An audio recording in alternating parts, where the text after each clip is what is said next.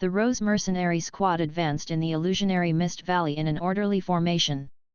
Monkey quickly flashed through the mist, whistling from time to time to indicate his location. Immediately behind him were Dennis and Scott, the two heavyweight meat shields who could take the heaviest hits. In contrast, Sivir was at the very rear of the party, defending against any potential attacks from behind.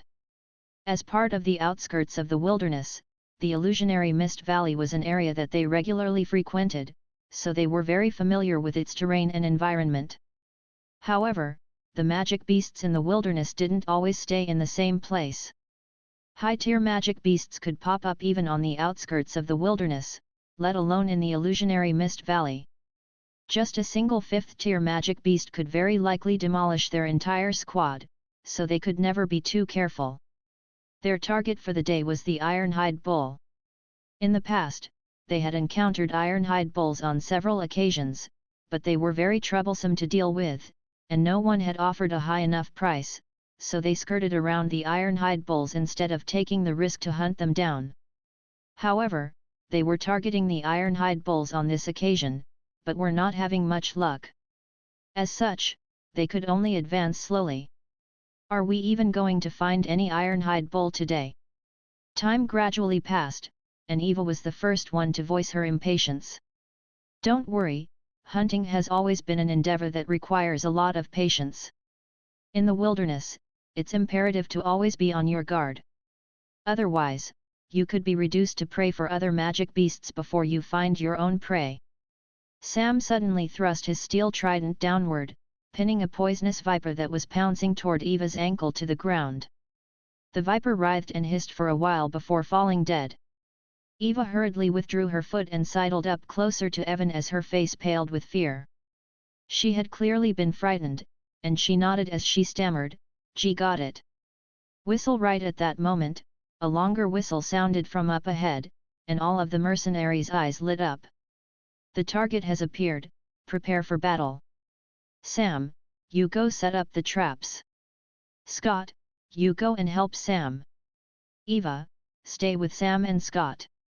Everyone else, disperse and get into the formation that we agreed on earlier. We have to conserve our energy before trapping the Ironhide Bull. The mission requires the capture of an entire Ironhide Bull, so try not to inflict too many wounds on it. Sivir delivered a rapid set of instructions as she charged forward. Sam contemplated the situation momentarily before rushing toward a COL. That area was most suited to setting up a large trap. With Scott's help, it shouldn't be an issue to dig a hole large enough for an Ironhide Bull to fall into. Sivir rushed toward the source of the whistling, and soon heard a series of heavy hoofsteps thundering toward them. The ground was tremoring slightly as if there were a gargantuan creature coming their way. It's coming. Everyone, disperse. Don't get into a direct confrontation with it. A 4th-tier Ironhide Bull has extremely powerful ramming force, and there are no trees that can act as obstacles in the illusionary mist valley. If it begins to gather speed, it'll be very difficult for us to escape. It'll also be quite hard for Sam to set up a trap for such a large creature in a short time, so we have to employ guerrilla warfare tactics. We'll pester it with attacks, then immediately flee so we can exhaust it. Then, we'll lead it toward Sam and the others. Make sure to look after yourselves. Everyone disappeared into the mist after hearing Sivir's instructions. All of them had found perches such as jutting rocks or hills, which would provide some safety for them from the Ironhide Bull. "She's a big one, squad leader!" Monkey yelled as he rushed onto a nearby hill. A massive 5-meter-long Ironhide Bull rushed out from the mist and crashed headfirst into that hill.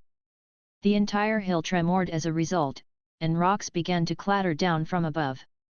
Monkey almost fell off from the violent tremors, and even though he tried to evade as best as he could, he was still struck on the head by a tumbling rock, leaving a bleeding gash on his head. "Monkey, are you all right?" Sivir hurriedly asked. All of the other mercenaries were also quite concerned.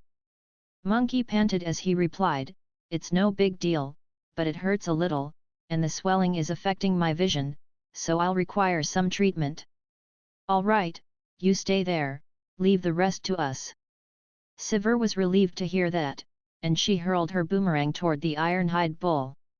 The boomerang struck the ironhide bull on the neck, and it was as if it had crashed into a metal statue. A dull thump erupted as the collision occurred, and the boomerang flew back into Sivir's hand. However, it had only left a tiny little indentation and a white mark on the ironhide bull's neck. The most renowned property of the 4th-tier ironhide bull was its iron-like hide. It was an exceptional material used for making soft armor, and was close to impenetrable to the 4rd-tier Sivir. In the Rose mercenary squad, perhaps only Evan's magic could pose a threat to it. However, Sivir's attack had still attracted the ironhide bull's attention. It turned to Sivir with a pair of wide enraged eyes, and it charged toward Sivir while gathering speed at an incredible rate. Sivir began to run away in a zigzag route, able to evade the ironhide bull every time just before it crashed into her. At the same time, she lashed out with her whip occasionally to further enrage the ironhide bull. Dennis and the others also began to pester it with attacks, making the ironhide bull rush toward one target after another like a headless chicken.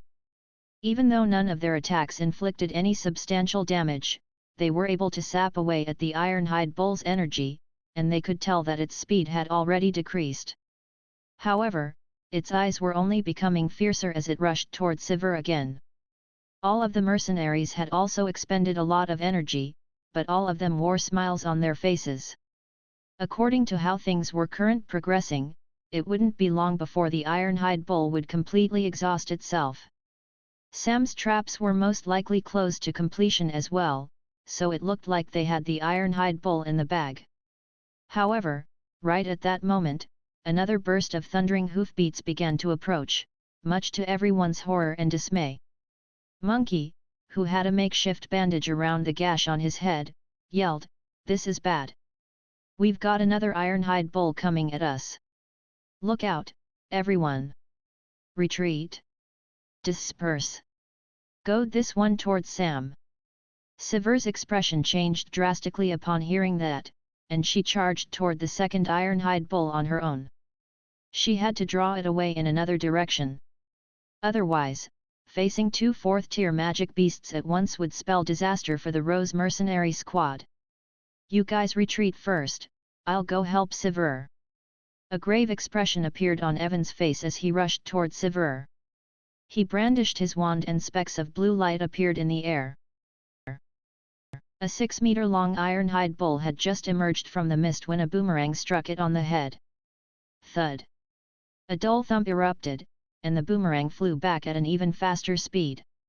However, the oncoming ironhide bull only decelerated minutely as it continued to charge toward Sivir. 5 massive ice spears lined up in the air before crashing down onto the ironhide bull's head. The ironhide bull let loose a ferocious moo and whipped its head to the side, easily shattering the ice spears. However, its speed further decelerated in the process, and it changed its target from Sivir to Evan. It could sense an aura that it detested even more coming from Evan's body, so it began rushing toward him instead. "Look out!" Sivir cried as she wound her whip around the bull's horns. She tied the other end of the whip around a large tree, but the whip only lasted a split second before it snapped in half. The ironhide bull slowed down slightly as a result, but it was even more furious now, and its eyes had turned crimson. Meanwhile, the other ironhide bull was being led by Dennis and Scott toward the traps that Sam had set up. "Let's run in the opposite direction so they can take care of that one first."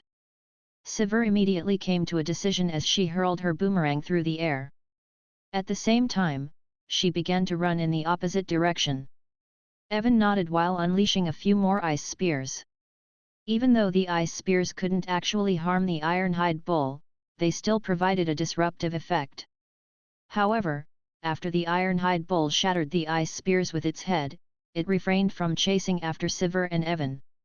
It took a glance at the other ironhide bull, which was about to completely disappear into the mist, and hesitated momentarily before pursuing that other bull. Crap! It's not being fooled. Sam and the others won't be able to deal with 2 ironhide bulls at once. Sivir's expression changed drastically as she rushed toward the ironhide bull. Evan disappeared into the mist, taking a shortcut toward where the traps were being set. Following the events that had taken place earlier, Evan was no longer as trustworthy as he once was in the eyes of his comrades. As such, he had to put in some work and rectify the situation if he wanted to stay in the Rose mercenary squad. "Father, can you hear that? There seems to be something going on over there." Within the mist, Amy pointed in a certain direction. Spray Mag pressed down on his insecticide bottle, and a large scorpion on the ground below rolled over with froth gushing from its mouth. Mag nodded with a pleased expression as he also turned in the direction that Amy was pointing in. Sure enough, he could hear a loud commotion. It seemed that there was a large creature running in that direction, and he could feel the ground quaking slightly beneath his feet. At the same time, he could hear some urgent cries ringing out in the distance. It seemed like a mercenary squad was hunting over there. "I think I can hear Uncle Minotaur's voice." Amy's eyes lit up. "Let's go have a look. It sounds like they're in trouble." Mag picked up Amy with one arm while holding the insecticide bottle in his other hand as he quickly forged on ahead. He had purchased the insecticide from the system. It was capable of killing all venomous creatures. It was an extremely valuable treasure for people traveling in the wilderness, and most importantly, it was harmless to humans. Only the system could produce something like this. Furthermore, Mag had also purchased a compass. The magnetic field on the Norland continent was completely different from Earth's, so he didn't know how the system had created this compass, and he didn't pose any questions about that, either. After all, the system had already been enraged by his refusal to purchase its expensive GPS. The emergence of two Ironhide bulls at the same time had completely caught the Rose mercenary squad off guard, and posed a threat that was too potent for them to deal with.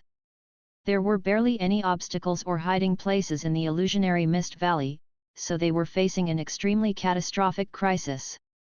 Dennis and the others also quickly caught on that there was another Ironhide bull coming after them. They didn't know whether Sam's traps would be able to ensnare both bulls at once. The most likely scenario was that neither of them would be caught. Of course, their main focus was no longer on capturing these two Ironhide bulls. Instead, they had to think of a way to escape while making the smallest sacrifice possible. "They're coming." Sam could hear the approaching hoofbeats, and ushered for Scott to get out of the massive hole that he had dug. The hole was over 3 meters deep and 5 meters in diameter. Their prey was arriving a little earlier than expected, otherwise, he would have dug a hole 6 meters in diameter to make sure that the bull would be trapped in it. However, there was no time for that, so he could only pile some leaves and grass over the trap to camouflage it. With such dense mist clouding its vision, the Ironhide bull shouldn't be able to identify the trap for what it was. "Sam, take Eva and get out here. There are 2 of them coming, we're no match for them." Dennis roared as he sidestepped the oncoming Ironhide bull, and swung his mace viciously into its head. As a result, it was knocked off its original course and headed straight for the pit. 2. "That's not good." Sam's expression changed upon hearing that, and he immediately grabbed Eva's hand before rushing up the hill with her. Just 1 bull was already quite a handful, 2 was simply too many. Eva's face paled with fright. She had been with this mercenary squad for over a year, so she had a thorough understanding of the power levels of magic beasts. As such, she was well aware what 2 4th-tier magic beasts entailed. However, it was clearly too late for them to retreat now. The first Ironhide bull came charging toward them before falling into the pit. The 3 meters depth was only slightly deeper than its height, and as it struggled violently, the walls of the pit began to cave in, making it appear as if the bull could jump out at any moment. What was even more distressing was that the second Ironhide bull was also charging toward Sam and the others, completely ignoring Sivir and Evan's attacks. "Run up the hill." Sam shoved Eva up the hill before arching his back and hurling his steel trident toward the Ironhide bull. At the same time, he drew the hatchet that was hanging from his waist and charged toward the bull. Scott also did the same as he hoisted his metal club. The iron trident struck the ironhide bull's head with unerring accuracy, piercing through its skin, but was only able to scratch it. Sam and Scott were then both sent flying by the bull's horns before tumbling to the ground. Both of them were wounded as a result, and threw up mouthfuls of blood. Meanwhile, Eva had been shoved up the hill by Sam, but only managed to run a few steps before her legs gave out under her. She looked at the oncoming ironhide bull and screamed as she closed her eyes. "No!" Sivir let loose a desperate cry. "Don't fear, Eva, I'm coming." Right at that moment, Evan descended onto the hill and landed in front of Eva. He raised his palms into the air and created a thick wall of ice. Bam! A muffled thump erupted as the oncoming ironhide bull crashed into the wall of ice, stopping its momentum cold as if it had crashed into an impregnable fortress. A pair of horn indentations were left in the wall, but it wasn't shattered. "Master Evan, you saved me. You're my hero." Eva's eyes widened with excitement and reverence as she stared at Evangelist. He stopped it. Sivir and the others were all overjoyed, but also rather surprised. They didn't think that Evan's magic would be so powerful. "I'm glad you're safe. Don't mention it." Evan smiled as he supported the wall of ice, but his eyes were also shimmering with excitement. He could sense that this wall was far more resolute than what he could normally conjure up. Could it be that he had progressed to the 4th tier in this perilous situation? Right at that moment, a mellow voice sounded from the other side of the hill. "Oi, big brother elf, I fortified that wall of ice for you, so don't try to make it sound like you did all the work." Evan's expression stiffened as he turned toward the owner of the voice. Sivir and the others also looked on with surprise toward the hill. There, they discovered Meg and his daughter. Amy was holding in her wand from which specks of blue light were flying through the air before falling on Evan's wall of ice. Could it be that Amy cast this spell? The same thought flashed through everyone's minds. However, Amy was so young and delicate. To say that Amy had stopped the ironhide bull was even more implausible to them than if Evan had been the one to do so. After all, a 4-year-old 4th-tier magic caster had never appeared on the Norland continent before. "Why are they here?" An urgent expression appeared on Sivir's face. The emergence of a second ironhide bull made it difficult for the Rose mercenary squad to even look after themselves. Evan had managed to stop one of them temporarily, but the one that had fallen into the pit was already close to escaping. The situation was still extremely dire. Evan's expression was quite strained. He had just instilled an image of power and reliability into the hearts of Sivir and the others, only for this little brat to try and take his accolades. This little brat didn't even have a full set of teeth yet, but she was proclaiming that she had cast this spell. She was just as arrogant as her father. "Humph, don't go spouting nonsense, little brat. You probably haven't even mastered the most basic freezing spell yet, while I'm a true 3rd-tier magic caster who is close to the 4th tier. I'm almost an intermediate magic caster, so there's a chance that I would be able to unleash such a spell."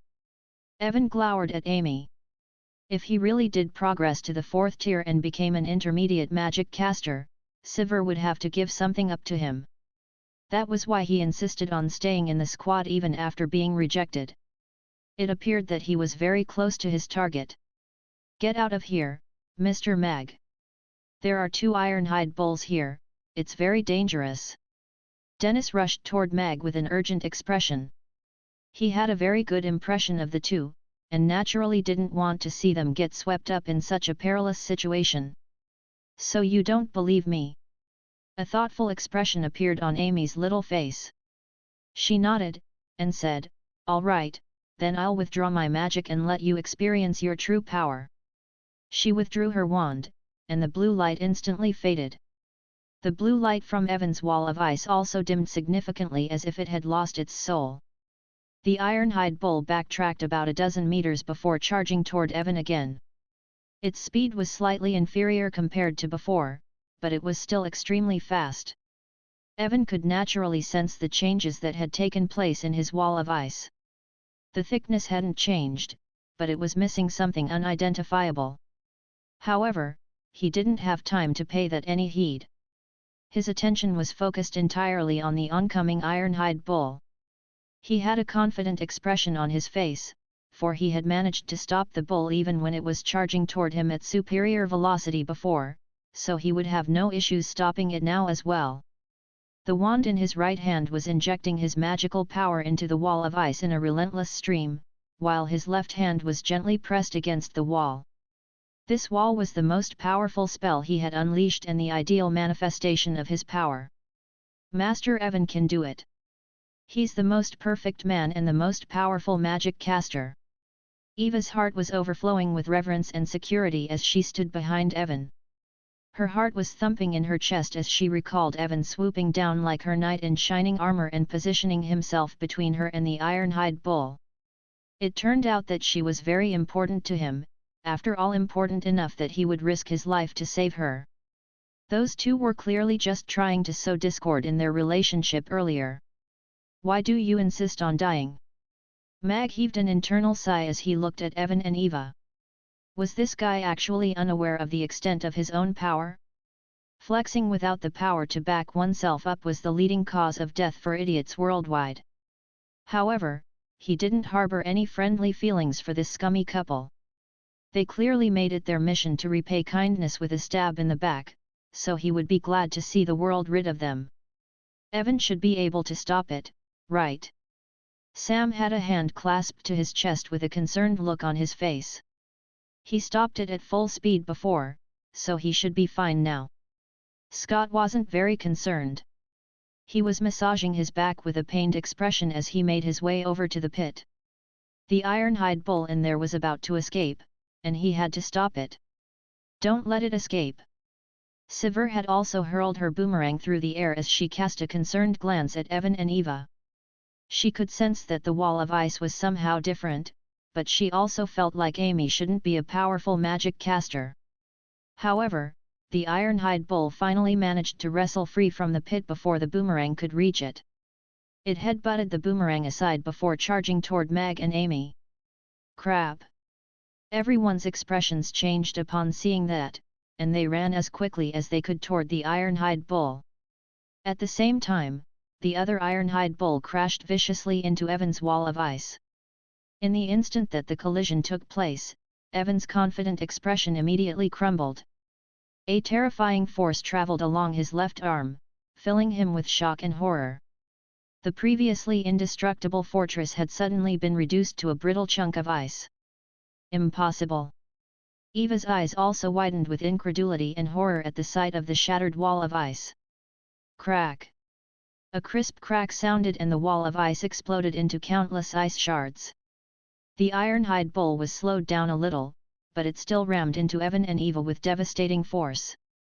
Its powerful horns shattered their bones, sending them flying for over 10 meters through the air before tumbling to the ground. How could this be? The mercenaries were all stunned by the scenes unfolding before their eyes. Evan threw up a mouthful of blood. His chest caved in, and his face paled with agony. However, his eyes were filled with horror and incomprehension as he stared at the ironhide bull. The wall of ice had managed to easily stop it before, why did it suddenly become so brittle? Could it be that the little brat actually did help him fortify the wall? Evan was struck by a sense of absurdity as that thought occurred to him. The ironhide bull clearly had no intention of letting them go after sending them flying. It began to charge toward them again, yet both of them were too severely wounded to move, and could only await their deaths. Eva stretched out her arm and crawled toward Evan. If she could die beside Master Evan, death didn't seem too bad. This is bad.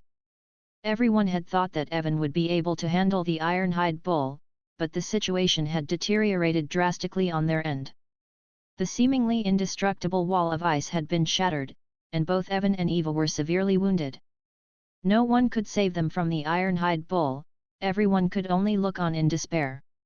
Furthermore, the ironhide bull charging toward Mag and Amy was just as unstoppable. The friliest people present were all facing imminent death, yet none of them could do anything about it. This realization struck them with a sense of powerlessness. Sigh, Didn't your master teach you that even if you can't defeat your enemy, you have to think of other methods? Amy looked at Evan with a disappointed expression before pointing her wand at the ground in front of them. A smile then appeared on her face as she said, "For example, you can get this big dumb cow to perform a dance first."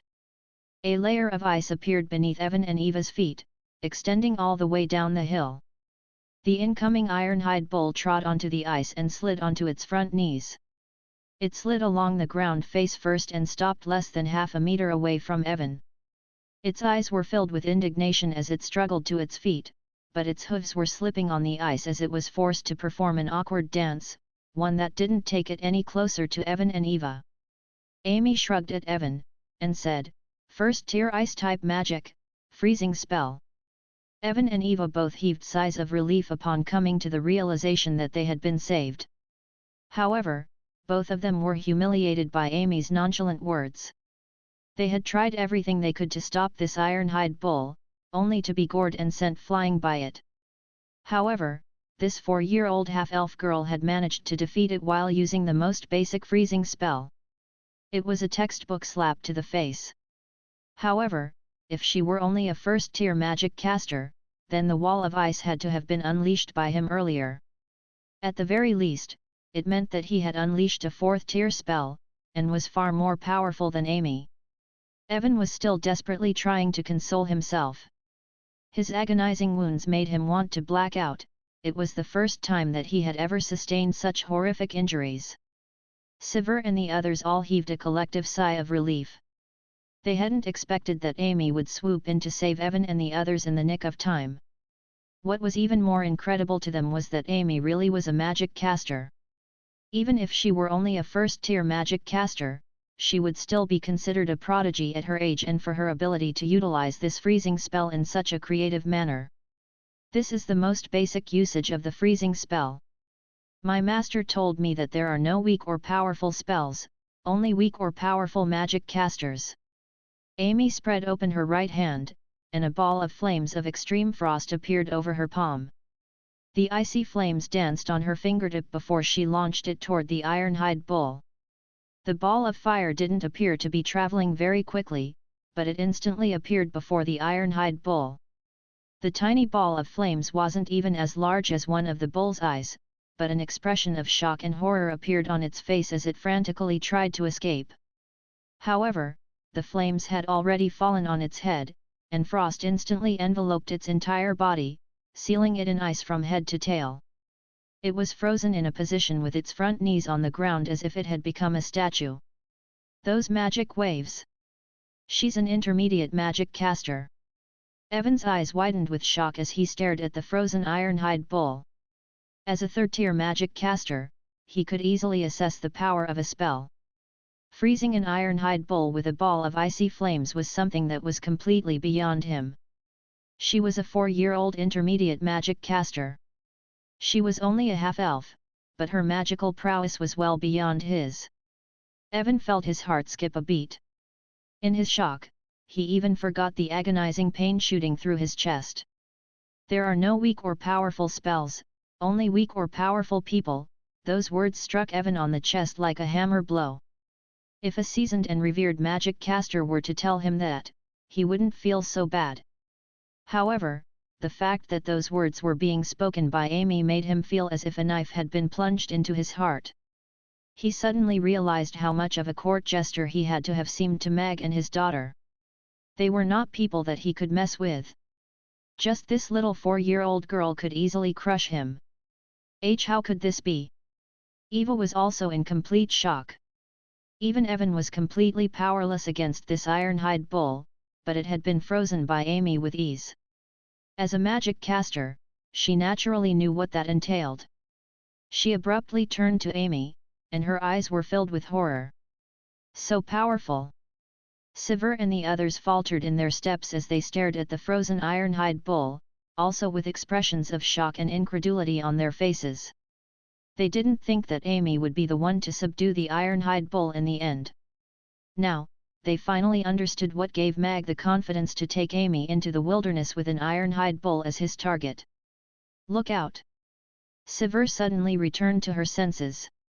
One of the ironhide bulls had been frozen, but the other one was still charging toward Mag and Amy. In the blink of an eye, it had arrived less than 5 meters away from them, and was charging full steam ahead. "You should stay still as well, big dumb cow." Amy turned to the other ironhide bull and raised her little hand. "Leave this big dumb cow to me." Mag smiled as he strode forward. He laid his hand on the hilt of his blade, and a frosty light flashed through the air. The ironhide bull barely glanced past him and charged forward a few more steps before crashing to the ground. It writhed and struggled for a few seconds before falling completely stationary. There was a stream of warm blood flowing from its body all the way down the hill. The blade was placed back into its scabbard, and not a single drop of blood had stained its edge. Deathly silence ensued. SAHDR, Dennis, Skol, Scott, Sam, and Monkey stood at the foot of the mountain, looking up at the father and daughter duo up above. Their eyelids twitched, and they gulped in unison. One of the ironhide bulls had been slain, while the other had been frozen. The two of them had descended like death gods, easily dispelling what had seemed to be an impossibly dire crisis. Amy's magic had completely stunned them, while Mag's almost untraceably fast blade strike sent shivers down their spines. His speed wasn't all that phenomenal, perhaps about the same as that of a first-tier knight. However, the blade strike was almost too fast for the eye to follow. The tiny bull-slaying blade was somehow able to easily tear through the ironhide bull's body. What was even more incredible to them was that he had managed to kill it with a single strike. Even the most experienced hunters found the ironhide bull to be extremely troublesome prey. They possessed almost no weaknesses, and hunters could only exhaust them before subduing them in a trap. No one had attempted to land a killing blow on it as it charged past them, as its two horns were like scimitars, able to inflict grievous wounds at any moment. Who is he? Evan's eyes widened as he stared at Mag, and his entire body felt icy cold. If he had tried to attack Mag earlier in the day, would he have ended up in the same state as that ironhide bull? He suddenly understood why he was struck by that sense of fear earlier in the day. If Mag really did harbor killing intent toward him, he probably wouldn't even be able to launch an effective retaliation, not to mention that he had an intermediate magic caster as a daughter. Ding! Congratulations, you have completed the mission to capture the ironhide bull. You have done so in 6 hours, therefore successfully completing the mission within 12 hours. You now possess the right to use all ingredients and utensils required to cook beef kebabs, and you also get half a strength point, as well as a mooncake recipe. The system's voice sounded amid a virtual fireworks display. Perfect! Mag's eyes lit up upon hearing that. Both the half a strength point and the mooncake recipe were imperative to him. His power level would be enhanced, and he would be able to make the Moon Festival celebration a reality at the same time. Those rewards were certainly worth a risky foray into the illusionary Mist Valley. Father is so strong. Amy clapped her little hands as she looked up at Mag with reverence and adoration. You're very strong as well, Amy. Mag patted Amy's head with a smile. He looked down at SAHDR and the others with a smile, and said, Looks like I accidentally stole your prey again, Ms. SAHDR. You don't mind, do you? Without you here, we would have become prey for these two ironhide bulls already. A wry smile appeared on SAHDR's face as she extended a bow toward Mag, and said, Mr. Mag, you saved our entire Rose mercenary squad. Thank you. Mr. Mag, you sure had us fooled. Are you a 4th-tier knight? Dennis was stunned as he looked up at Mag. He had been well and truly shaken by that blindingly fast blade strike. You're too kind, Mr. Dennis. Mag shook his head as he said modestly, I'm only good at killing cows. If it were another magic beast, I might not even be able to handle a 1st-tier one. At his current power level, he would indeed have some trouble against 4th-tier magic beasts. However, after slaughtering countless ironhide bulls in the test field for the god of cookery, he was extremely familiar with their structure. As such, he was able to immediately identify the weakness of the oncoming Ironhide bull and deal a lethal blow. So you're saying practice makes perfect? The mercenaries all stared at Mag with wide eyes, feeling as if he were messing with them. However, his genuine expression suggested that he told them the truth. Furthermore, his beef kebabs really were extremely delicious. A superb chef like him really didn't look like he would also be a knight. I'll go treat Eva and Evan's injuries first. Sivir rushed up the hill. She had been quite touched by Evan's selfless gesture in attempting to save Eva. All of the comrades in their mercenary squad stuck by one another through thick and thin, so at the very least, Evan had done the right thing just then. The other mercenaries also hurried up the hill. Meanwhile, Sam and Scott were lying on the ground at the foot of the hill. They had also been wounded in battle. There's medicine in the bag. Tr. Treat Master Evan first, Eva stuttered with difficulty before falling unconscious. Save Eva first, I can still hold on. Evan looked at Eva with a concerned expression. His face was almost entirely devoid of color. You guys go set Evan's bones and stop the bleeding. We'll have to take him back to Chaos City and seek out a healer to treat his wounds. Sivir took the back off Evan's shoulders and handed Dennis and Monkey some medical supplies. Meanwhile, she carried Eva to an obscure location and took off her clothes to administer treatment. Father, what should we do now? Amy asked. We can help out Mr. Sam and Mr. Scott. You can conjure up some ice to put over their injuries and soothe their pain. Mag carried Amy in his arms as he made his way down the hill. He quite liked Sam and Scott, so he was rather concerned about their wounds. Sam and Scott had also been gored by the Ironhide bull. Thankfully, they'd been prepared, and managed to avoid sustaining injuries to their vital regions. Scott had a broken rib, while Sam's injuries were a lot less severe. There was only a gash on his stomach that wasn't bleeding very profusely. Their pain was alleviated significantly with Amy's help. Sivir and the others administered some basic first aid to their wounded comrades. Evan were in very bad condition, but they were going to survive, so everyone heaved a temporary sigh of relief.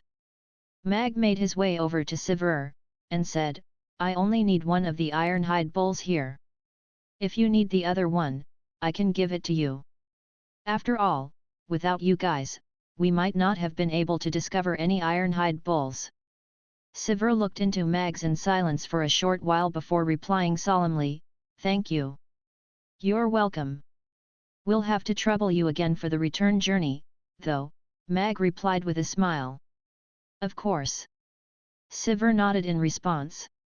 After taking care of their wounded comrades and the frozen Ironhide bulls, they began to head back to Chaos City. Dusk was approaching, yet there were still many customers outside Mamie Restaurant. Some were customers who didn't know that Mamie Restaurant was closed, while others were trying their luck to see if the dinner service would recommence.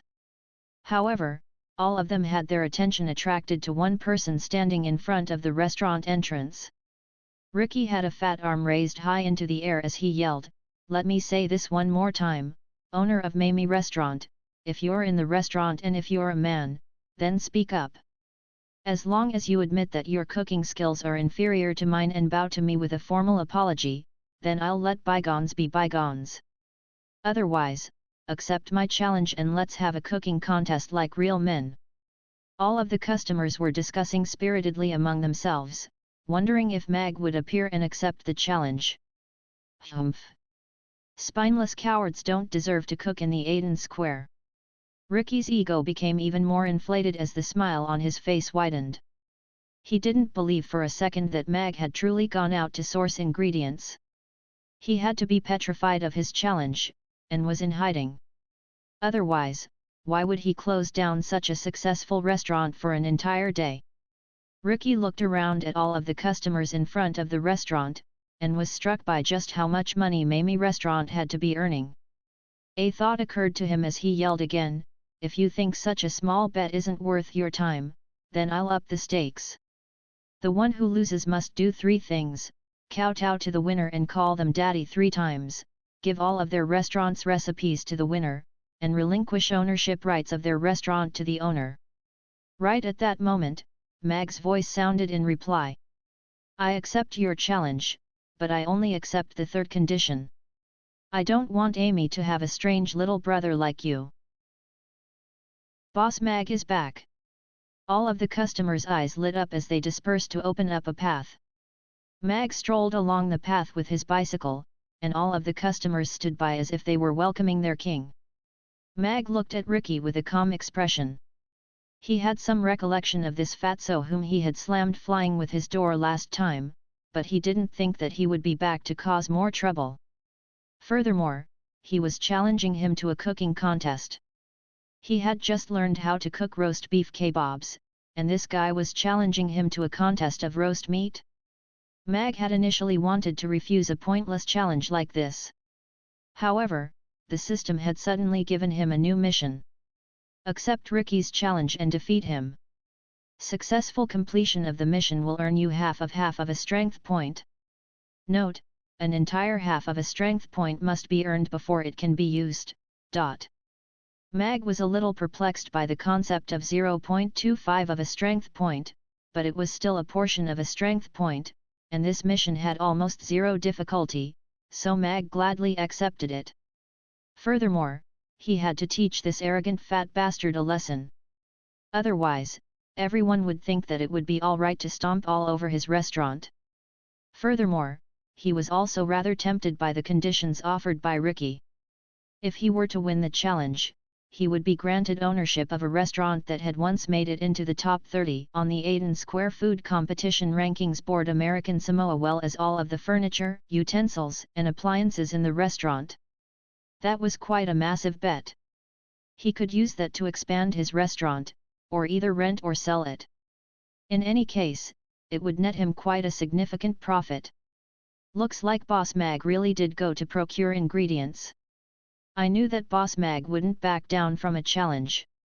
As expected of Boss Mag, but did he procure ingredients so he could cook roast meat this time?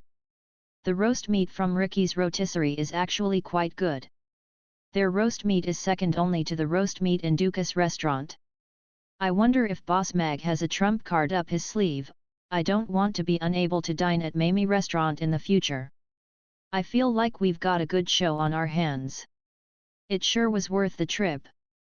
All of the customers instantly burst into conversation at the sight of Mag, whose boots were stained with mud, thereby indicating that he had just returned from the wilderness.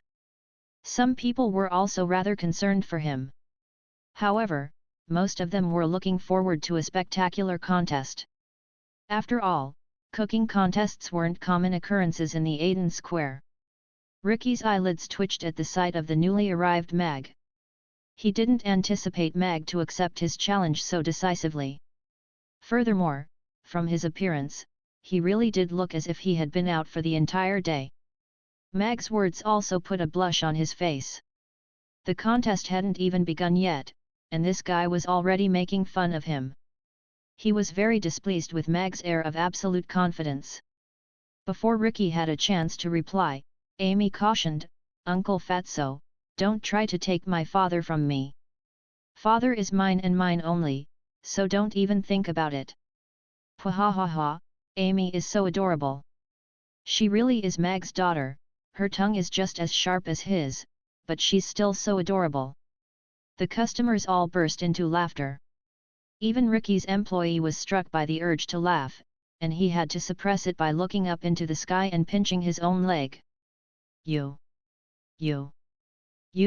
Ricky was about to retaliate with some words of his own, but he was trembling with rage and unable to muster up a coherent sentence. Mag was very pleased with Amy's performance. He looked at Ricky with a serious expression as he said, "I accept your challenge, but how are we going to decide on the time and location? And what are the specific stakes here? We have to settle all that first, and then draft up an official document. If you have no objections, we can decide on those details now." Ricky took a deep breath to calm himself down. He looked at Mag's calm expression, and his mind was already racing. This guy appears to be completely unprepared. Are you telling me that he can also cook roast meat? Impossible. I've done thorough research on him, and none of the dishes in his restaurant have anything to do with roast meat. He doesn't even have a roasting oven in his kitchen. Even if he's a genius, good roast meat cannot be cooked with talent alone, and is not something that can be mastered in a day or two. This guy must be faking his calm facade to try and maintain his dignity in front of his customers. If that's the case, then I've got this contest in the bag. This restaurant regularly appears in the Aiden Square Food Competition ranking board and is clearly more profitable than my Ricky's Rotisserie, so the stakes are weighed in my favor. I stand firm by the 3 conditions that I stated earlier. The winner gets ownership rights over the loser's entire restaurant, including the building, utensils, furniture, appliances, and staff. As for how the contest will be held, I think the fairest way to do things would be to pick 5 people among the customers present as judges who will vote to decide which of our roast meats is better. The one with the most votes will win. You can decide on the time and location. Ricky was brimming with confidence. All right, then let's hold the contest in an hour from now right in front of Mamie Restaurant. We'll have an outdoor contest. However, I need to take a shower and change into some fresh clothes. You can get your people to carry your stuff over here in the meantime. Once time is up, we'll begin. Mag wasn't interested in Ricky's recipes, nor did he want a fat idiot as a son. However, he was interested in claiming the ownership rights over his restaurant. An outdoor contest. A hesitant expression appeared on Ricky's face. The roast meat recipes from his rotisserie had been passed down for 3 generations, and had always been kept confidential.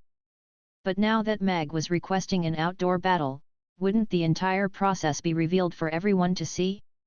Mag's proposition also sent a stir running through the customers present. In the past, cooking contests had always been held within a restaurant, and the customers could only see the complete dishes. However, Mag was proposing something different in the form of an outdoor cooking contest. That would undoubtedly make the process more interesting for the spectators. Furthermore, they were also very interested in seeing how Mag was able to produce such delicious food. The contest was going to be held in an hour, so the waiting time wasn't very long. This was surely going to be an epic contest that was worth staying around for. An outdoor cooking contest will definitely attract more attention. Perhaps this will be a good way to enhance Ricky's rotisserie's popularity. Furthermore, even if he does know how to roast meat, there's no way he can match my recipe that has been passed down for 3 generations. A series of thoughts flashed through Ricky's mind before he finally nodded, and said, "All right, an outdoor contest it will be." News of the imminent showdown between the owners of Mamie Restaurant and Ricky's Rotisserie spread like wildfire. In one corner was the new restaurant making a meteoric rise up the Aiden Square Food Competition rankings board, while in the other corner was a well-established rotisserie that had been in the Aiden Square for several generations. This was shaping up to be an enthralling contest. Of course, the most important factor was that this was going to be an outdoor contest. This meant that all of the spectators could witness the entire cooking process. A cooking contest of this nature had never taken place in the Aiden Square before, and everyone was very intrigued. Those who were free all flocked to Mamie Restaurant, and soon, a massive crowd had gathered. Some of them were regular customers of Mamie Restaurant, while some were drawn to the scene by the reputation of Ricky's Rotisserie, but most of them were simply there for a good show. "We've got sunflower seeds, peanuts, ice water, and limited edition stools for sale. You'll regret missing out on these." Zixi and Lulu were traversing through the crowd while advertising their wares, making regular sales as they did so. The contest was due to begin in half an hour, but many people had arrived well in advance to claim a good spot. If they were lucky, perhaps they would be picked as one of the 5 judges. As such, many of them were getting quite bored, and bought some sunflower seeds, peanuts, and ice water to snack on while passing the time. Not long after, employees from Ricky's Rotisserie arrived with 2 horse-drawn carriages. Under Ricky's instructions, they began to unload the heavy kitchenware from the rotisserie as well as a large mountain goat. All of the customers looked on with curiosity. Many of them had had roast meat on many occasions, but they had never seen a live performance of how roast meat was made. As such, they were very much looking forward to the contest. Hey? Isn't that Mamie restaurant? Why are there so many people gathered outside? Robert looked on from a distance with a curious expression. He hesitated momentarily before making his way toward the restaurant.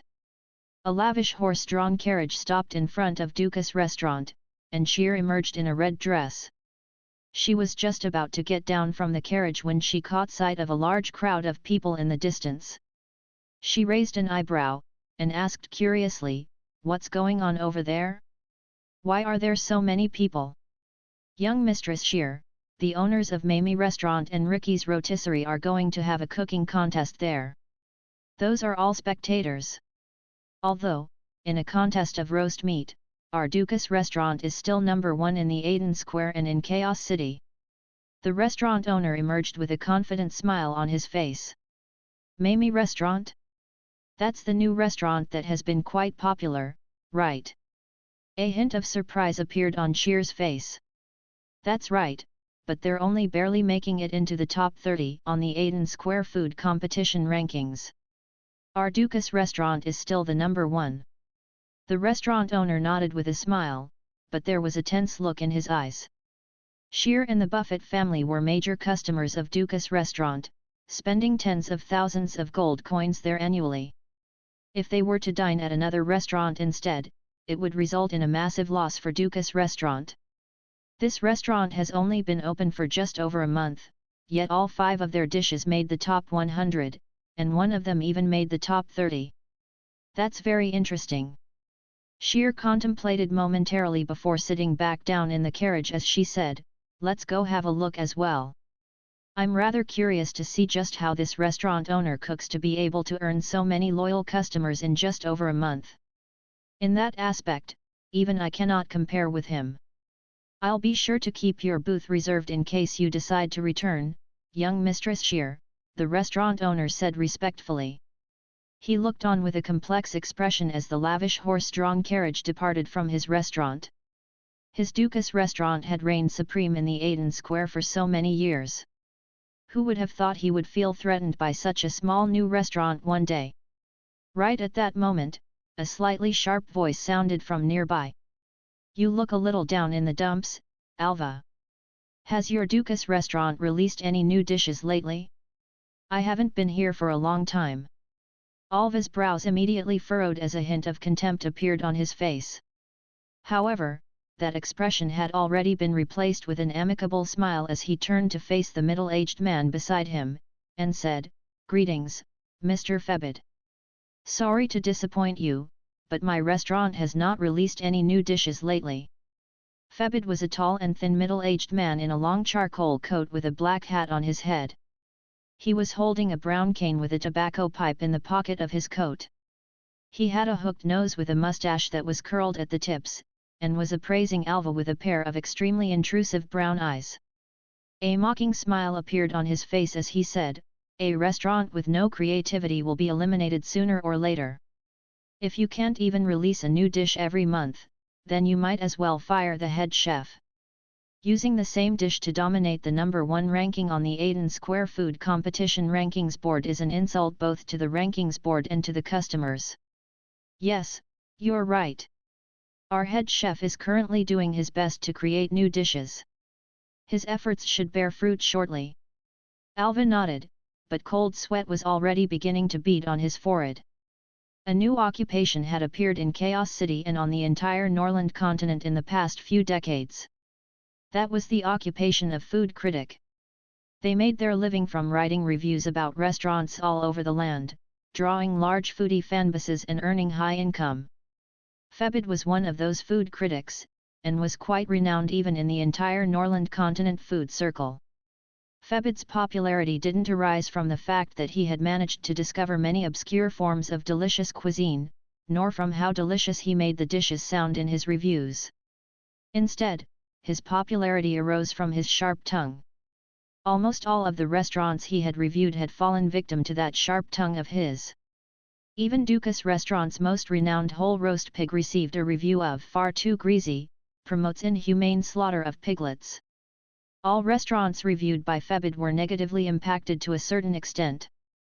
As such, Febid had become the food critic most detested by all restaurant owners. If it weren't for the fact that he lived in Chaos City, he would most likely have been knocked out and stuffed into a rucksack before being thrown in a river.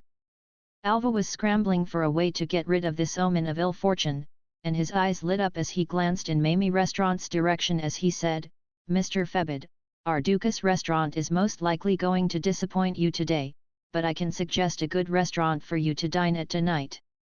You've heard about Mamie Restaurant over there, right?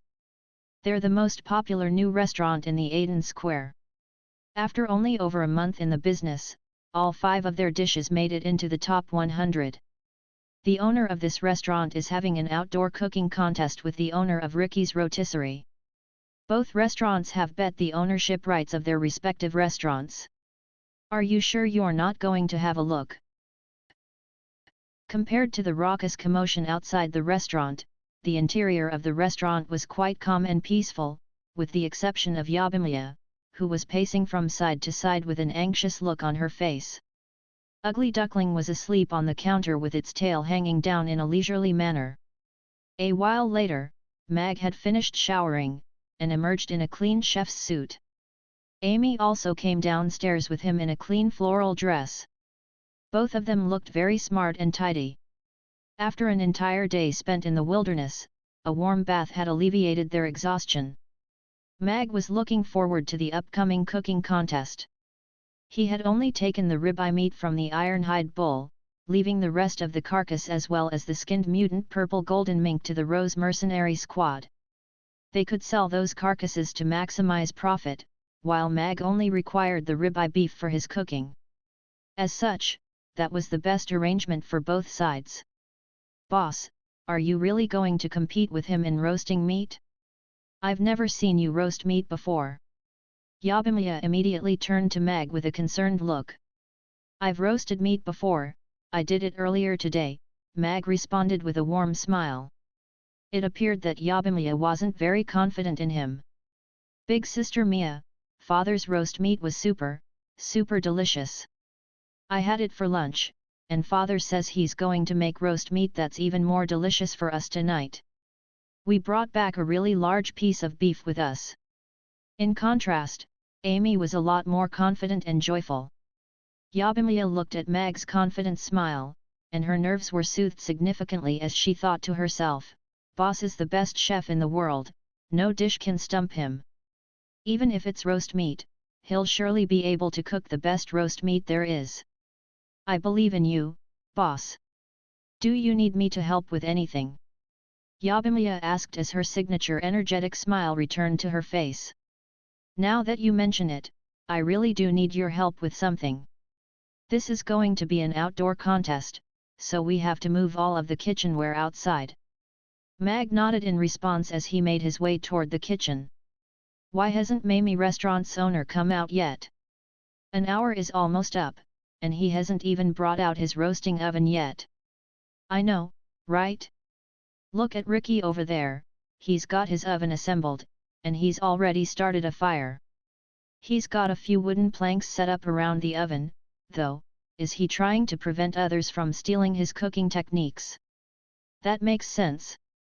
His roast meat recipe and procedure are strictly confidential, so it's only normal that he wouldn't want others to see him cooking. I wonder if Boss Mag will do the same.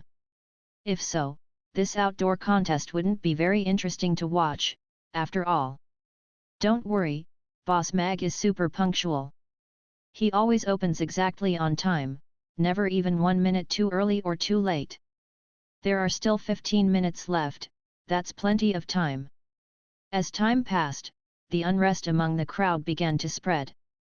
Ricky's rotisserie was almost fully prepared, while the doors of Mamie Restaurant continued to remain firmly shut. "Is this guy trying to bail out?"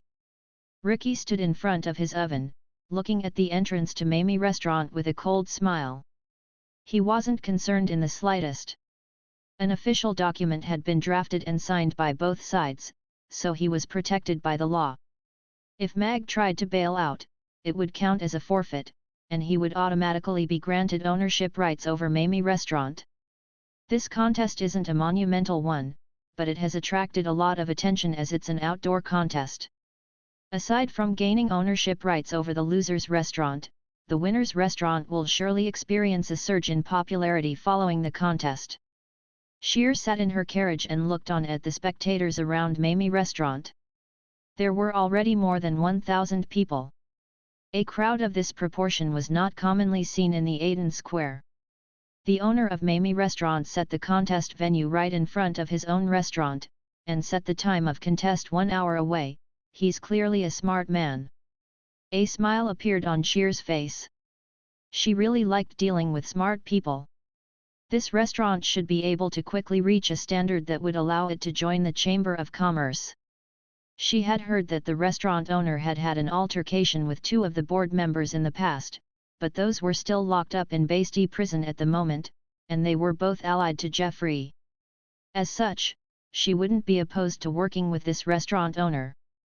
The owner of Dukas Restaurant was also on Jeffrey's side, so she needed a restaurant that could shake Dukas Restaurant's position on her side.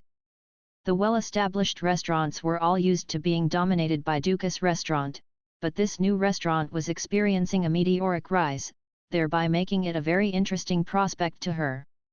After seeing the crowd gathered outside the restaurant, she became even more convinced that this was a restaurant she should throw her support behind. Hard work and dedication on their own weren't enough in the business world. To succeed, one had to be smart as well. The same applied to the gastronomic industry. There was no lack of delicious cuisine, but there was only one Dukas restaurant. She could see the same elements that resulted in Dukas Restaurant's success present in this restaurant as well, so she was very interested in meeting its owner. Right at that moment, the doors of Mamie Restaurant creaked open. The commotion outside immediately died down as everyone turned toward the entrance in unison. The doors slowly opened, and an adorable half-elf little girl with her hair braided in twin pigtails emerged from within. Her bright blue eyes took in the large crowd outside the restaurant, upon which a surprised expression appeared on her little face. She pushed the door open wider and yelled into the restaurant, "Father, there are so many people outside. Are they all waiting for free kebabs?" The crowd fell even more silent. Everyone wore a peculiar expression on their face. They were indeed hoping to be picked as judges so they could sample free kebabs, but for such an adorable little girl to expose their intentions was a little embarrassing. "No, they're here to see if our restaurant's new dish will be worth purchasing." Mag smiled as he emerged from the restaurant, followed by Yabimiya, who was carrying a metal roasting rack. "Put it over there." Mag pointed at a patch of empty ground near the oven of Ricky's rotisserie. He was also rather surprised that so many spectators had gathered. He had set the contest venue in front of his own restaurant for convenience's sake, and decided on a time of 1 hour later as he didn't want to waste so much time on such a trivial matter. After all, the restaurant was resuming normal business hours the next day. However, it would be a lie to say that he wasn't trying to advertise his own restaurant through this impromptu publicity stunt. He had grown up in a businessman's family in his past life, and the thought process and mindset of a businessman had already been deeply ingrained in him. Mag turned to Ricky with a smile, and asked, "Before we begin, we should pick a few judges, right?" "That's right, we'll pick 5 judges and let them decide this contest. Do you have anyone in mind?" Ricky's expression was still quite relaxed as he turned to Mag, but a solemn look had appeared in his eyes.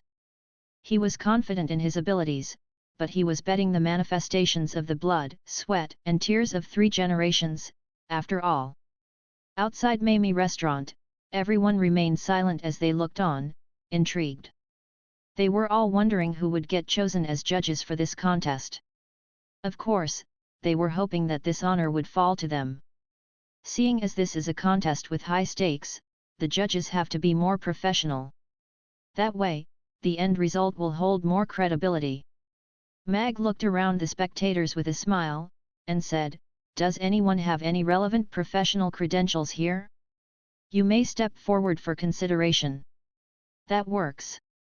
Ricky nodded in agreement with Mag's proposal.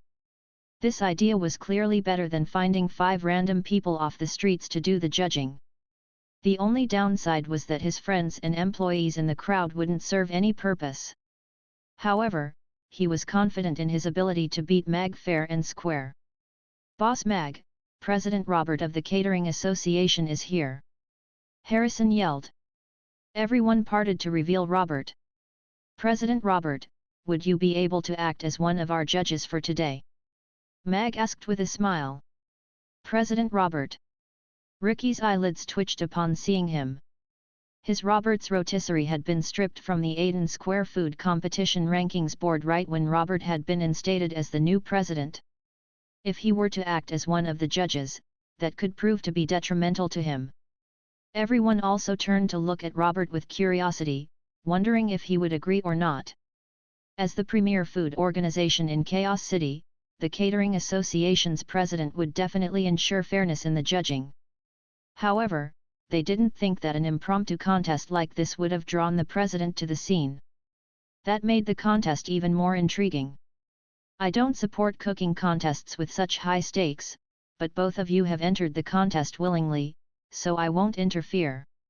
As the president of the Catering Association, I'd be honored to act as a judge in this contest."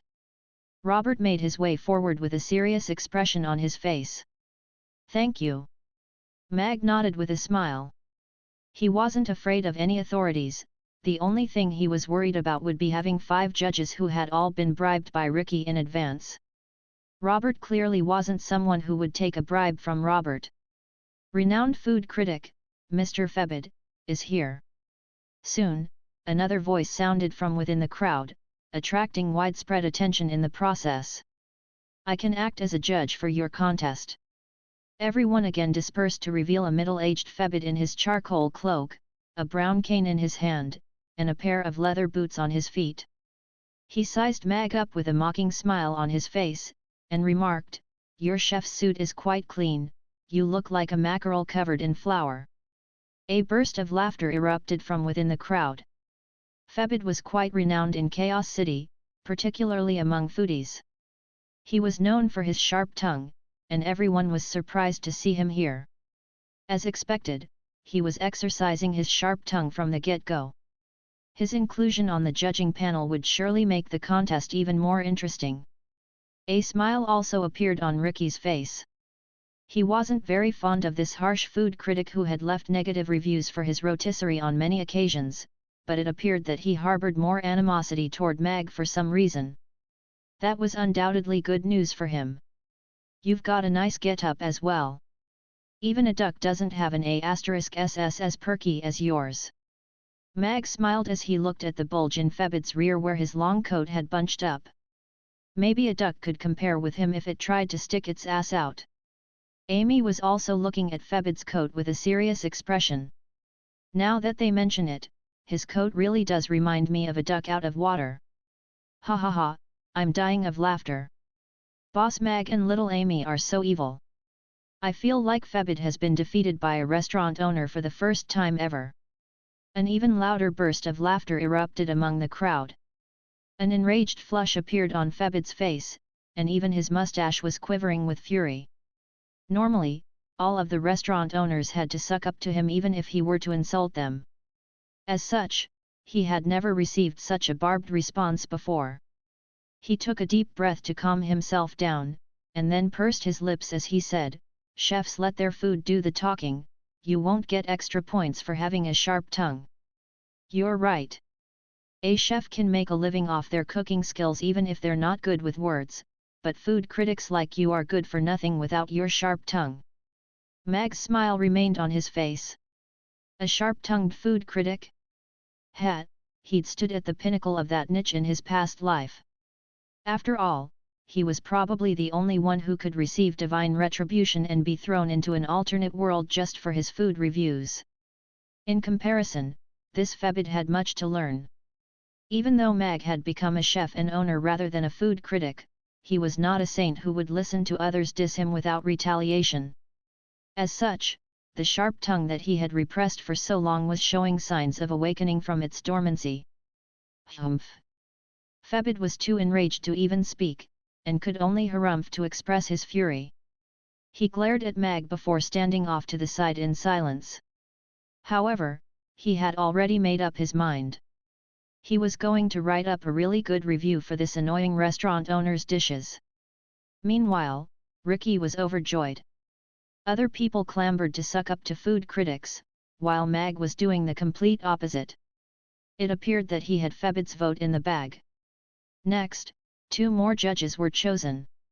One was a professor from Chaos School with some notoriety as a part-time food critic. The other judge was the owner of Sure Rotisserie, a man who had a wide renown for being kind and fair. His rotisserie was also in the top 50 on the Aiden Square Food Competition Rankings board, so he was a professional when it came to roast meat. There's one final slot left. Is there anyone who would like to step forward? Mag asked. With just one spot left, the average foodies didn't dare to raise their hands. They didn't feel worthy to stand with such an esteemed panel of judges, and the entire scene fell into a slightly awkward silence. Right at that moment, a voice sounded from nearby. Can I give it a shot? Even though it was a question, the tone of voice carried a non-negotiable element. Everyone turned their attention toward that lavish horse-drawn carriage, and all of them were surprised to see the beautiful woman in the red dress. Half a dragon coin and half a gold coin. That's the Buffett family emblem. It's sheer Buffett.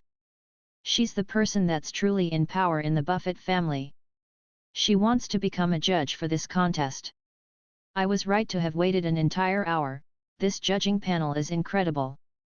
Many people soon identified the beautiful woman standing on the horse-drawn carriage, and all of them were very surprised. Mag was also looking at Sheer with a hint of surprise on his face. This legendary woman from Chaos City's business circle was even more beautiful than he had imagined. She had a pair of exuberant red lips, while her brown curls gave one the false impression that she was more mature than her actual age suggested. She stood on the carriage, exuding the air of a professional and domineering businesswoman, completely devoid of the timidity commonly seen in young 17 or 18-year-old women like her, and the sections of her long slender legs peeking out from beneath her red dress drew attention from many men in the crowd. All right, this beautiful young lady will be the final judge for today. Mag nodded with a smile. He was planning on meeting this legendary young woman from the Buffett family anyway, so this was clearly a good opportunity for him to make her acquaintance. You've got a good eye. A captivating smile appeared on Sheer's face as she got down gracefully from the horse-drawn carriage before making her way to the front of the crowd. I'll be counting on you, Mia. Mag turned toward Yabimiya with a nod as she set up the required kitchenware. No problem, Boss Mag. I'll bring out tables and chairs for the judges. Yabimiya nodded as she made her way toward the restaurant. There's no need for you to do that when there are so many men standing around. Mag shook his head with a smile as he turned to appraise Ricky's employees. Grab 3 tables and place them side by side in a row, then bring out 5 chairs. Ricky waved a hand, and his employees quickly got to work, creating a makeshift bench for the judging panel. Robert sat at the very center, with Sheer and Febid sitting on either side of him. After all of the 5 judges were seated, everyone directed their attention toward Mag and Robert, eagerly awaiting the commencement of the contest. Compared to the complex oven that Ricky had assembled, Mag's rectangular oven appeared very crude and simplistic. There appeared to be a few steel bars on the oven, making people wonder how Mag was supposed to use something like that. Do you need more time to prepare? Ricky asked. Aside from the simplistic oven, Mag also had a table beside him, upon which all kinds of condiments had been placed. At the center of the table was a black box. No one knew what the black box contained, but Mag hadn't set up any barricades around himself to obstruct everyone's vision, so the answer would most likely be revealed soon. Exactly an hour has passed. Let's begin. Mag looked at his watch to find that it was 6 p.m. on the dot. All right. A serious expression appeared on Ricky's face as he waved his hand through the air. 2 of his burly employees brought forward the black mountain goat they had prepared and proceeded to slaughter it. That's a first-tier magic beast, a black skipping mountain goat. Someone in the crowd was able to identify the goat. Those things are quite hard to catch. Even purchased from breeding farms, they're quite expensive. Both the flavor and texture are far superior to those of normal mountain goats. I didn't think Boss Ricky would use it to make his roast meat today. I wonder what kind ingredient Boss Mag will use in response. Robert and the others looked at the black mountain goat and nodded in approval. The black skipping mountain goat wasn't exactly a high-class ingredient, but goat-type magic beasts were quite rare to begin with, and the most easily obtainable among them was the skipping mountain goat. As such, it was a very good choice for Ricky to use it as the main ingredient for his roast meat. Ricky glanced at Mag with a smug expression. He had come prepared for this contest. He had prepared the black skipping mountain goat in advance, whereas Mag probably didn't even have a suitable meat for roasting at his disposal. Mag looked at the black mountain goat that was struggling for its life with a calm expression before opening the black box on the table beside him. Cold air rose, and a cut of ribeye beef was revealed. Mag had taken this portion of ribeye beef from the fridge. The system had just granted him the right to access that ingredient, and the beef provided by the system was of a superior standard to the beef from the ironhide bull he had slain himself. Furthermore, it was clearly significantly fresher, so he decided to use it instead. He reached for the cut of beef before placing it onto his chopping board. The beef was riddled with even marbling, and one could tell that it was an extremely tender cut of meat just from looking at it. "That's..." Fabit's eyes widened with incredulity as he stared at the beef on the chopping board, and he exclaimed, "That's beef from the 4th-tier magic beast, the ironhide bull. And that level of freshness indicates that it was freshly slain. Who would have thought that this restaurant owner would be able to get his hands on such a prized cut of meat? There aren't even that many mercenary squads that would mess with an ironhide bull. Only with an extremely high price on offer would any squad dare to take on the mission." The white-bearded professor on the judging panel was also quite surprised. How could this be?" Ricky's expression changed slightly, and he was struck by a hint of panic upon hearing that. He had thought that Mag would be entering the contest completely unprepared, but the latter had produced meat from a 4th-tier magic beast. Looks like he may be even more prepared than the instigator of the contest. As expected, this restaurant owner is very interesting. Sheer looked at Mag with eyes that were narrowed with curiosity. A stir also ran through the spectators upon hearing that. Not everyone could afford to eat 4th-tier magic beasts, particularly a rare and powerful one like the ironhide bull. In contrast, Ricky's black skipping mountain goat wasn't even worthy of an honorable mention. The ingredient is merely the icing on the cake. The most important factor contributing to the flavor of roast meat is still the skill of the chef. There's not even a drop of oil on his roasting rack, and he hasn't even lit a flame yet. He probably doesn't even know how to roast meat properly. How is he going to beat me? Ricky's confidence was restored as those thoughts ran through his mind. He began to skin the mountain goat himself, aiming for perfection in every single procedure. Mag also wore a serious expression of concentration as he picked up his Chinese chef's knife. The tip of the knife glided through the beef, quickly slicing the 2-kilogram portion of beef into 2-centimeter cubes. Each and every cube was of the exact same size, and all of the cuts were completely even and smooth as if the beef had been processed by a machine. His exemplary knife skills drew many gasps of amazement from the spectators. The black skipping mountain goat had been cleaned, and was placed into a roasting area that was obscured by wooden boards. All of the employees from Ricky's rotisserie had retreated off to the side. This was a contest between the two chefs. From the smoke rising from behind the wooden boards, everyone could see that Ricky had already begun roasting. Everyone then turned to look at Mag.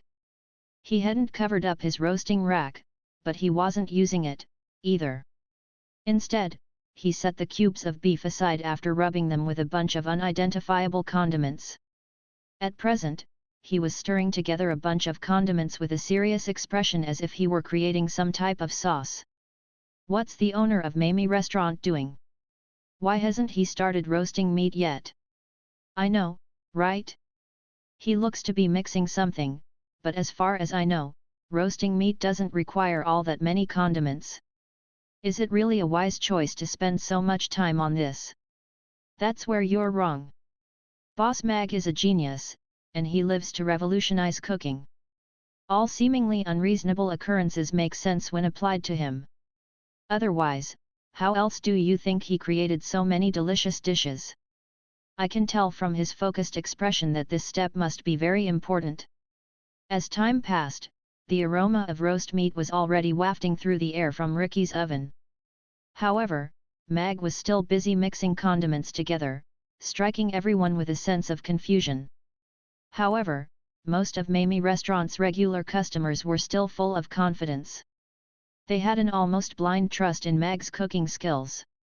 He seems to be mixing some type of sauce, but isn't the texture what's important in roast meat? Condiments can only work as secondary instruments, and they should be as light as possible. Only then can the original flavor of the roast meat be fully captured. Shire was very perplexed as he looked at Mag. As a chef who had owned a rotisserie for over 20 years, he thought that he had quite an extensive understanding of roast meats. As such, he was unable to comprehend what Mag was doing.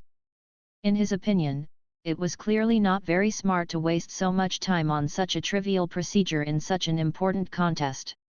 During cooking contests, most chefs would strive to finish their dishes first in order to prevent the judges from forming preconceptions after tasting the opponent's dish before theirs.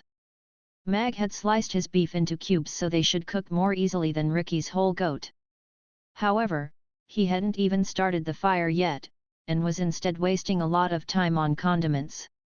That was very foolish in a cooking contest like this.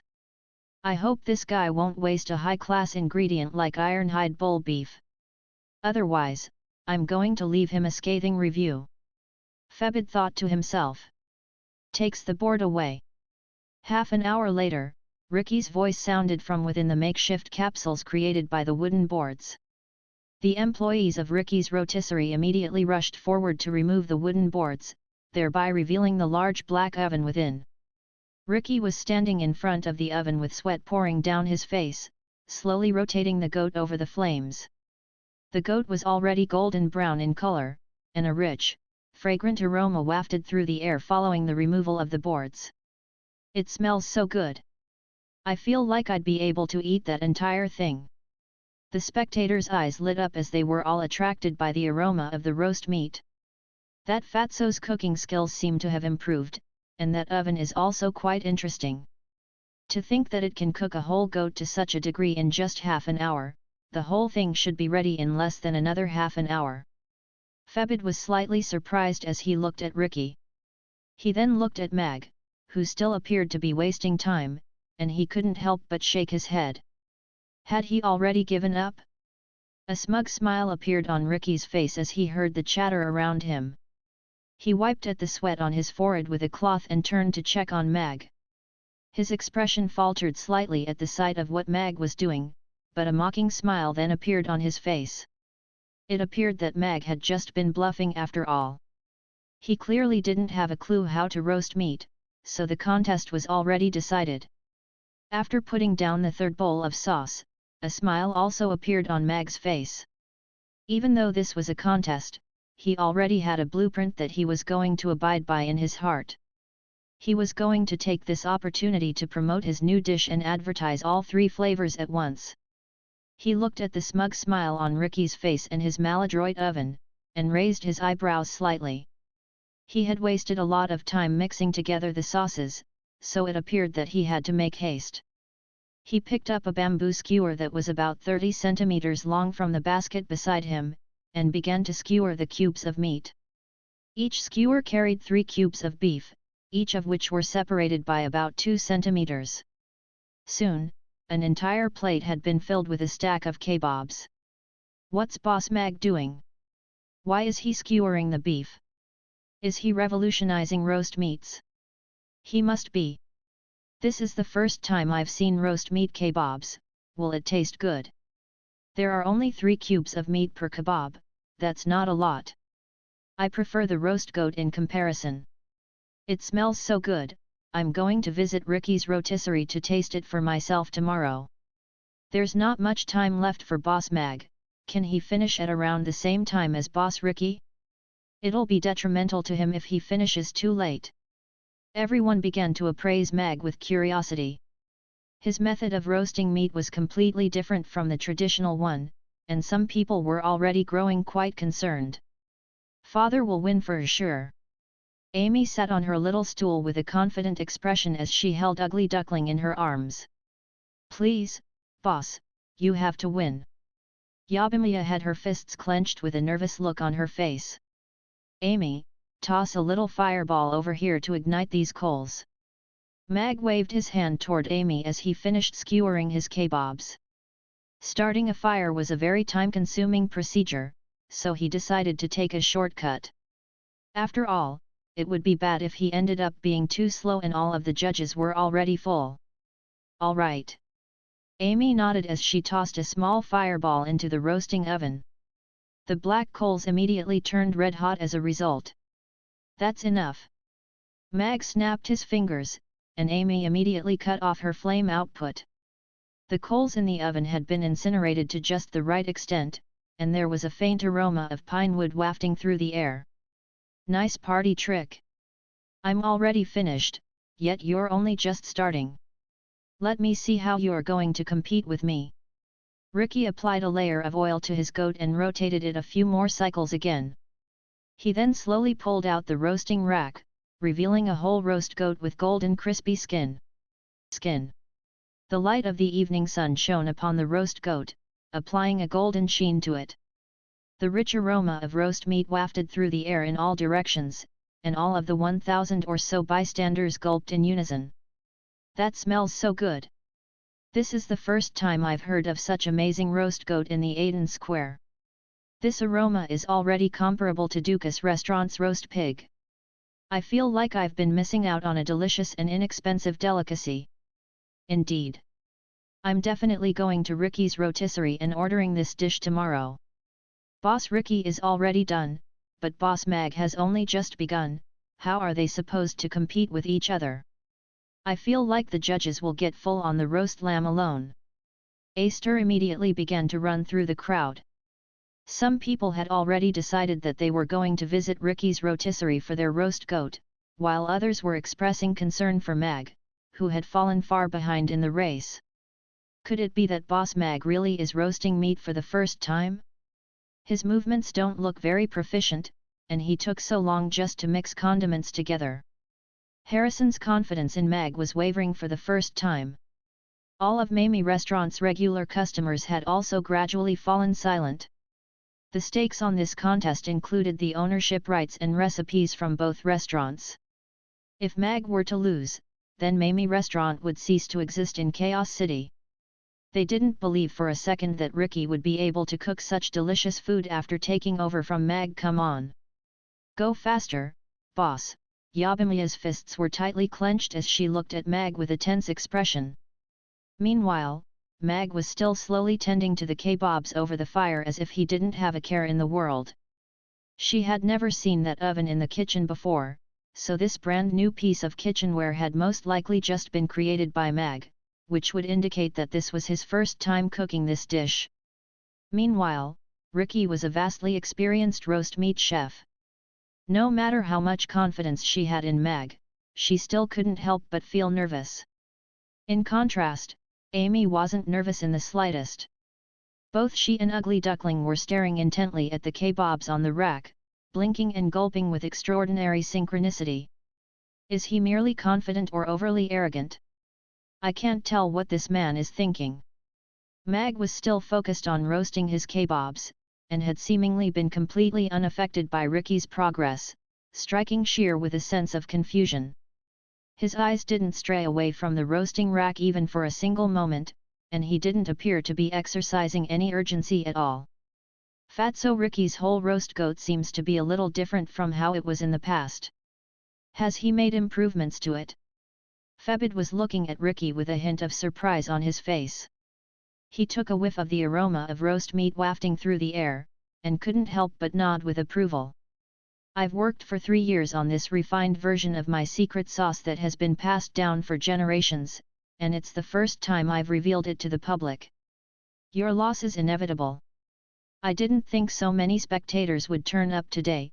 This is a perfect opportunity to advertise my rotisserie. Even without claiming any rankings on the Aden Square food competition, my business will still experience a resurgence. Ricky's smile grew wider with confidence as he heard the words of praise being directed at him. He picked up a sharp knife and sliced through the goat's succulent skin, slicing off 5 ribs which he placed into 5 separate dishes. He then also sliced off 5 portions of meat from the goat's hind legs, and also placed them onto the dishes before indicating for his employee to carry them out.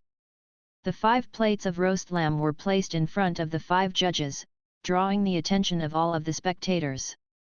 Everyone gradually grew silent as they eagerly awaited the reactions of the judging panel.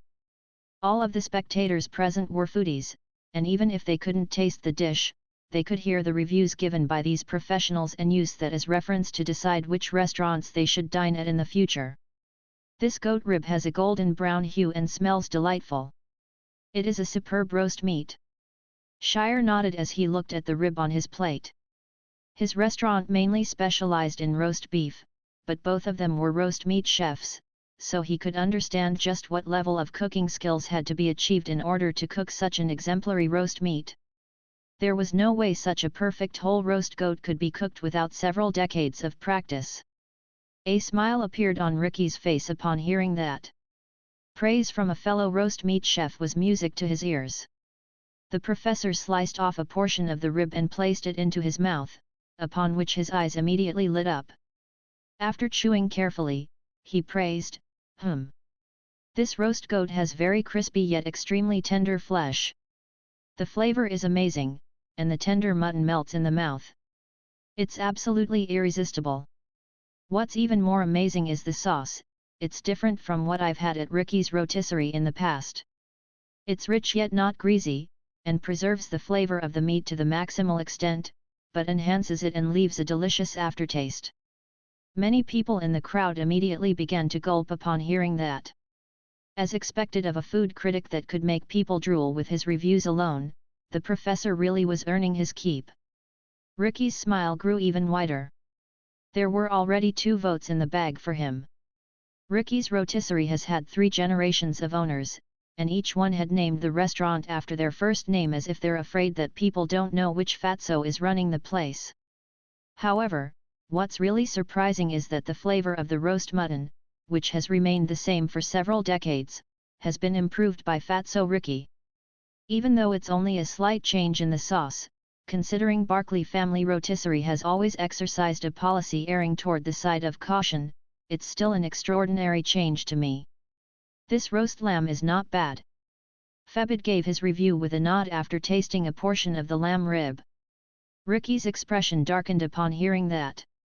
If it weren't for the second part of the review, Ricky would have most likely snapped right there and then. Even when this bastard was offering praise, he was still so annoying. However, it appeared that Febid's vote was also in the bag. Even Febid has praised the roast mutton, it must really be quite good. I'm starting to drool now. 3 of the judges have already expressed their approval of the roast goat. If the other 2 also arrive at the same conclusion, then I feel like it's over for the owner of Mamie Restaurant. Another stir began to run through the crowd. The scales of victory were quickly tilting in Ricky's favor as everyone turned to Sheer. Sheer sliced off a small piece of leg meat in a graceful manner before preparing to eat it. Sizzle! Right at that moment, a sizzling sound erupted, and a rich, fragrant aroma wafted through the air from Mag's roasting rack. The aroma seemed to possess some sort of magic power as it squirmed its way into everyone's nostrils. That smells so good! Is that Boss Mag's roast meat? It's incredible! Another stir ran through the entire crowd. This aroma was even more entrancing than that of Ricky's whole roast goat, causing the spectators to salivate uncontrollably. Everyone turned their attention to Mag, who was applying sauces to the kebabs on the roasting rack in a calm and unhurried manner. I'm more interested in his beef kebabs now. Sheer put down her fork and turned her attention to Mag. The explosions of delightful aroma wafted through the air, jerking everyone awake from the trance that Ricky's whole roast goat had placed them under before dragging them into an even more delicious abyss. What an incredible aroma! The smell of the ironhide bull beef has been captured to the very maximal extent, but what's even more amazing is the scent intermingled with the aroma of the beef. It's like a bunch of condiments that are creating an incredibly harmonious combination, taking the aroma of the roast meat to another level altogether. I've never encountered roast beef with such a fantastic aroma. Could it be that this can all be attributed to the sauces that he was mixing earlier? Febid's eyes widened with incredulity as he stared at the kebabs in Mag's hands. Beef was his favorite food, particularly rare ingredients like ironhide bull beef. That ingredient wasn't even available in any dish on Dukas restaurant's menu, and only VIPs could reserve it. Febid had essentially been relegated to their blacklist already, so he naturally never had the pleasure of eating such a delectable ingredient.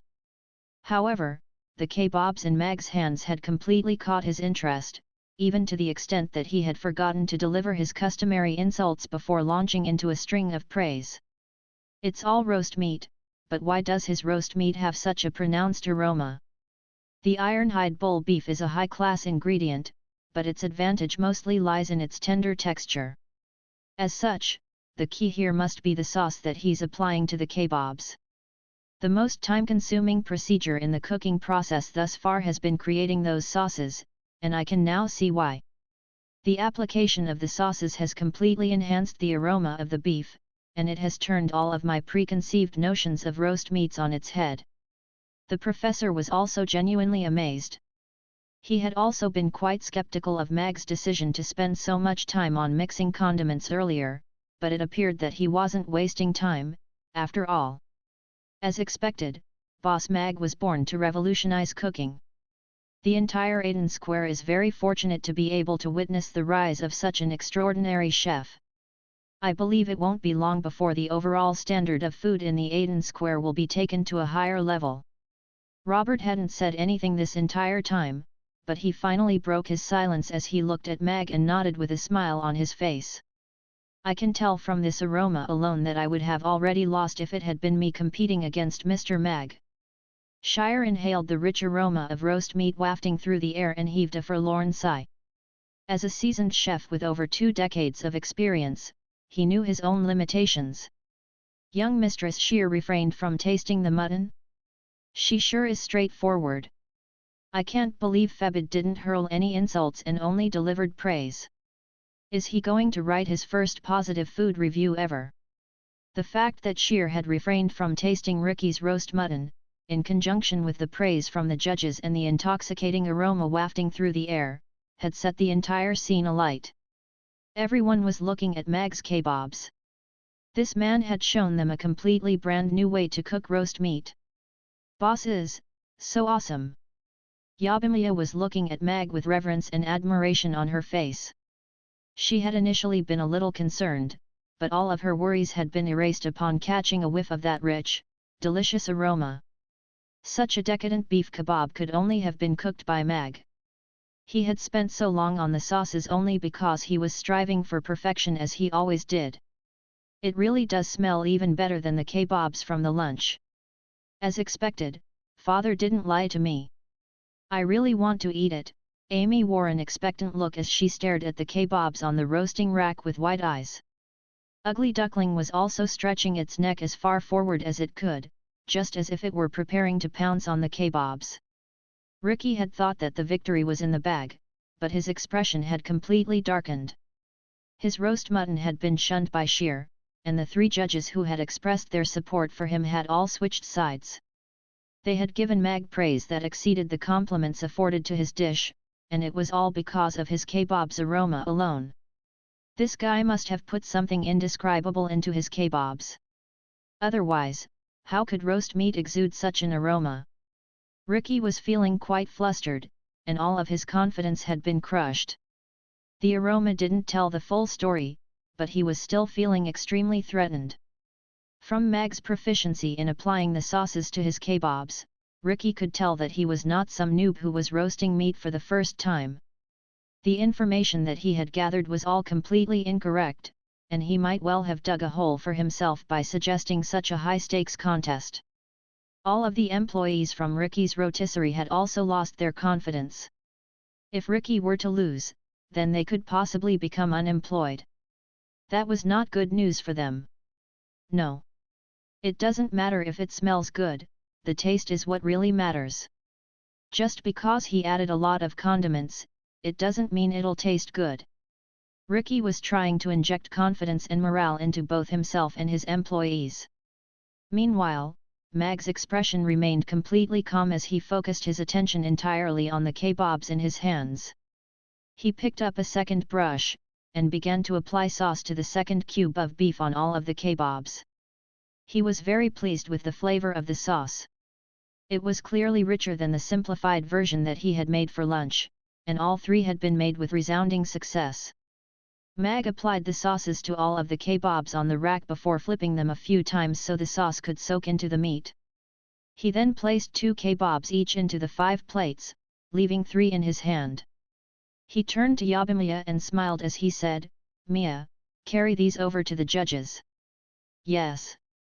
Mia nodded before carrying the plates over to the judges. Meanwhile, Mag gave Amy 2 of the kebabs and placed the last one in Ugly Duckling's little bowl. "He's saving a few for his daughter and her kitten, what a good father. I'm really jealous. I want to be his pet kitten." Everyone turned their attention to Yabimiya as she made her way toward the judging panel. There were also a lot of people looking at Amy and Ugly Duckling. The first ones to taste the kebabs were not the 5 judges, but these 2 adorable little fellas instead. Meow! Ugly Duckling gave a joyful cry before tucking into its meal. It bit down on half of a cube of beef and chewed happily with its eyes narrowed into slits, clearly basking in bliss and enjoyment. "Thank you, Father." Amy inspected the kebab in her hand, only to find that the 3 cubes of beef were all slightly different in color. The marbling in the beef had melted over the flames, coating the beef like transparent crystal, which created a beautiful visual display. Amy took a whiff of the kebab with her intricate little nose, upon which her bright blue eyes immediately lit up. She bit off half a cube of beef, and began to chew happily while swaying her little head from side to side with a joyful expression. After swallowing her first mouthful of meat, she licked the sauce around her lips and put on a sweet smile. Gulp! The collective gulp from the spectators was a lot more pronounced this time. Does she have to make it look so alluring? I feel like this restaurant owner is recruiting external assistants. I feel like my heart is about to melt. I really want a daughter all of a sudden. Her smile is so adorable. You guys can have the kebabs, I just want to steal the owner's daughter. Before the judges had even tasted the kebabs, everyone was already salivating incessantly at the sight of Amy enjoying hers. If the word adorable had to be epitomized in the form of a single person, Amy was clearly the ideal candidate.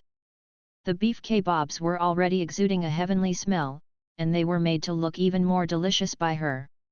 Her sweet and adorable smile coupled with her blissful expression made it look as if the kebabs were the most delicious food in this world.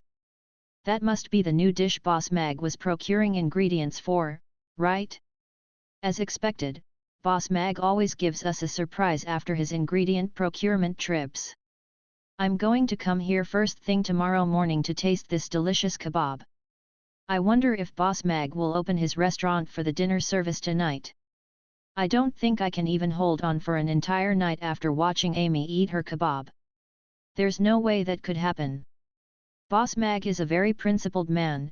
If he says he's taking the day off, then he's definitely taking the entire day off, so don't even think about tasting his food tonight. All of Mamie Restaurant's regular customers were completely at ease now. They were beginning to look forward to this new dish appearing on Mamie Restaurant's menu. As for the people who were only hearing about Mamie Restaurant for the first time, they were also developing an interest in this restaurant. The little girl was clearly having the time of her life. But, they still wanted to hear the reviews from the judging panel to see who would emerge victorious in the end. The 5 plates of kebabs were placed in front of the 5 judges before Yabimiya made her way back to Mag. Mag whispered something in her ear, and she faltered momentarily before entering the restaurant with a quick nod. Mag looked on at the judges with a smile, quietly awaiting their reviews. He was still somewhat excited given that this was the first time his food would be reviewed by a panel of professionals, two of whom used to be his colleagues. In contrast, Ricky wore an extremely grim expression, and his hands were balled up into tight fists behind his back. Cold sweat was already pouring down his face. If he had known that Mag was so proficient at cooking roast meat, he would have never issued this challenge. Even if he wanted to draw some popularity to his rotisserie, at least he would have refrained from stating the final two conditions of the contest. If he were to lose his recipes and his restaurant, he would have nothing left. There was a plate of roast mutton and a plate of freshly roasted kebabs sitting in front of each of the judges.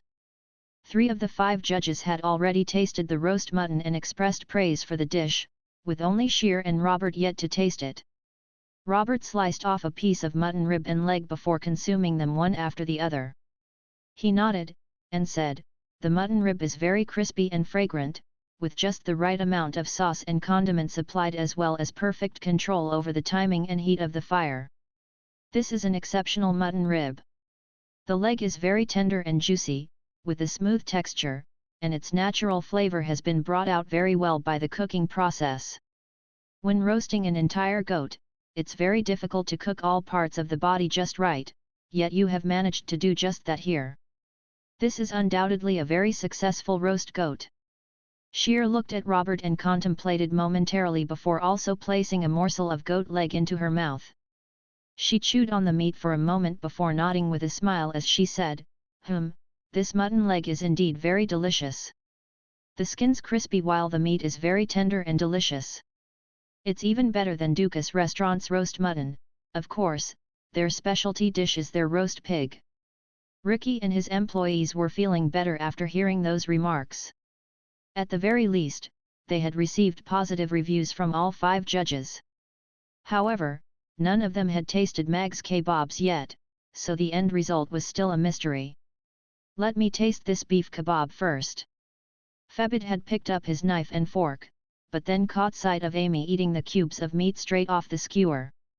He hesitated momentarily before following suit, putting down his knife and fork and picking up a kebab in his hand. The aroma of roast meat came wafting toward him, and the glittering and translucent beads of oil hung like crystals off the surface of the beef. The sauce had been applied very smoothly and evenly, giving the roast meat a faint oily hue that made it all the more appealing. However, what was perplexing to Febid was that all 3 cubes of beef were slightly different in color. He didn't know whether that was due to an error in sauce application or fallacies in controlling the flames. In any case, on the surface, that appeared to be a factor that warranted a point deduction. To think that you can make roast beef of 3 different colors on the same skewer, it's a pity you didn't become an artist. Febid turned to Mag with his lips pursed in mockery. The roast beef did smell very good, but he had to uphold his harsh and sharp-tongued image, one that he had forged his career relying upon. Febid's words drew a chorus of laughter from the spectators. Those who liked to read Febid's food reviews didn't necessarily read them for food suggestions. Instead, they were looking forward more to seeing him criticize the dishes he tasted in his customary vicious manner. His reviews would often draw laughter as opposed to salivation from its readers. Controlling the flames in the oven is a basic skill in roasting meat. A hint of elation immediately appeared on Ricky's face at the sight of the kebab in Febid's hand. No matter how good the roast meat smelled, it would be a failed end product if the kebab was unevenly cooked. Everyone's expressions became even more intrigued upon hearing that. However, to them, the color of kebab didn't matter. What was important was whether it tasted good or not. Mag remained silent with a confident smile on his face. The different colors were not a result of uneven roasting temperatures. However, his food would speak in his stead, so there was no need for him to explain anything. Febid was preparing for retaliation from Mag, and was rather disappointed to see him remain silent instead. The aroma of the kebab squirmed incessantly into his nose, and the most pronounced smell was that of garlic. He had never seen anyone use garlic as a condiment when cooking beef in the past. He couldn't imagine what kind of flavor combination that would result in, and became even more displeased with the kebab. He had been thoroughly looking forward to tasting it when he had first caught a whiff of its irresistible aroma, but now that it was sitting in his hand, his appetite had instead tapered off a little. I should try it anyway. I hope he didn't ruin such a superb cut of ironhide bull beef, Febid thought to himself as he bit off the first cube of beef on the kebab. This flavor! It's absolutely incredible. Febid's stern expression immediately lit up. As the cube of beef entered his mouth, the flavors of its slightly charred surface and the garlic sauce immediately melted in his mouth. He normally wasn't a fan of garlic due to its overwhelming taste, but it somehow presented a very mellow and delicious flavor in the kebab. As he began chewing, the tender beef immediately fell apart in his mouth, sending an even stronger burst of meaty aroma coursing over his taste buds. He simply couldn't stop eating after taking the first bite. This beef is simply too delicious, I almost bit my own tongue. It's absolutely incredible to think that there exists a person in this world who can make beef taste so delicious. Febid was filled with genuine praise and amazement. He bit off the second cube of beef, upon which his eyes immediately widened. After chewing and swallowing, a stunned look appeared on his face as he exclaimed, "The second cube of beef has a completely different flavor than the first cube, but it's just as irresistible. I can't believe Febid is praising this dish as delicious. The best compliment I've ever seen him give any dish is not bad. This is incredible. Most importantly, did he just say that the two cubes of beef are completely different in flavor? Being able to make one delicious flavor of roast meat is already praiseworthy, but this owner was able to make two delicious flavors of roast beef on one kebab. He must be an amazing chef. It's 3 types. Did you forget what I said about the 3 cubes of beef all being different in color? That's clearly because they're 3 different flavors rather than due to lack of control over the flames." Febid's words sent the crowd into an uproar. Everyone wore expressions of surprise and excitement as they looked on eagerly. "I'm looking forward to tasting this dish now." Sheer looked at the intricate roast beef kebab before her and picked up her knife to slice off half a cube of beef. The blade of the knife sliced easily into the beef like a hot knife through butter, but the beef wasn't sticking to the blade at all. The heavenly meaty aroma wafted toward her, and her eyes lit up with anticipation. In her eyes, ironhide bull beef was just an ordinary ingredient. She would often eat higher-tier magic beasts for all 3 meals of her day.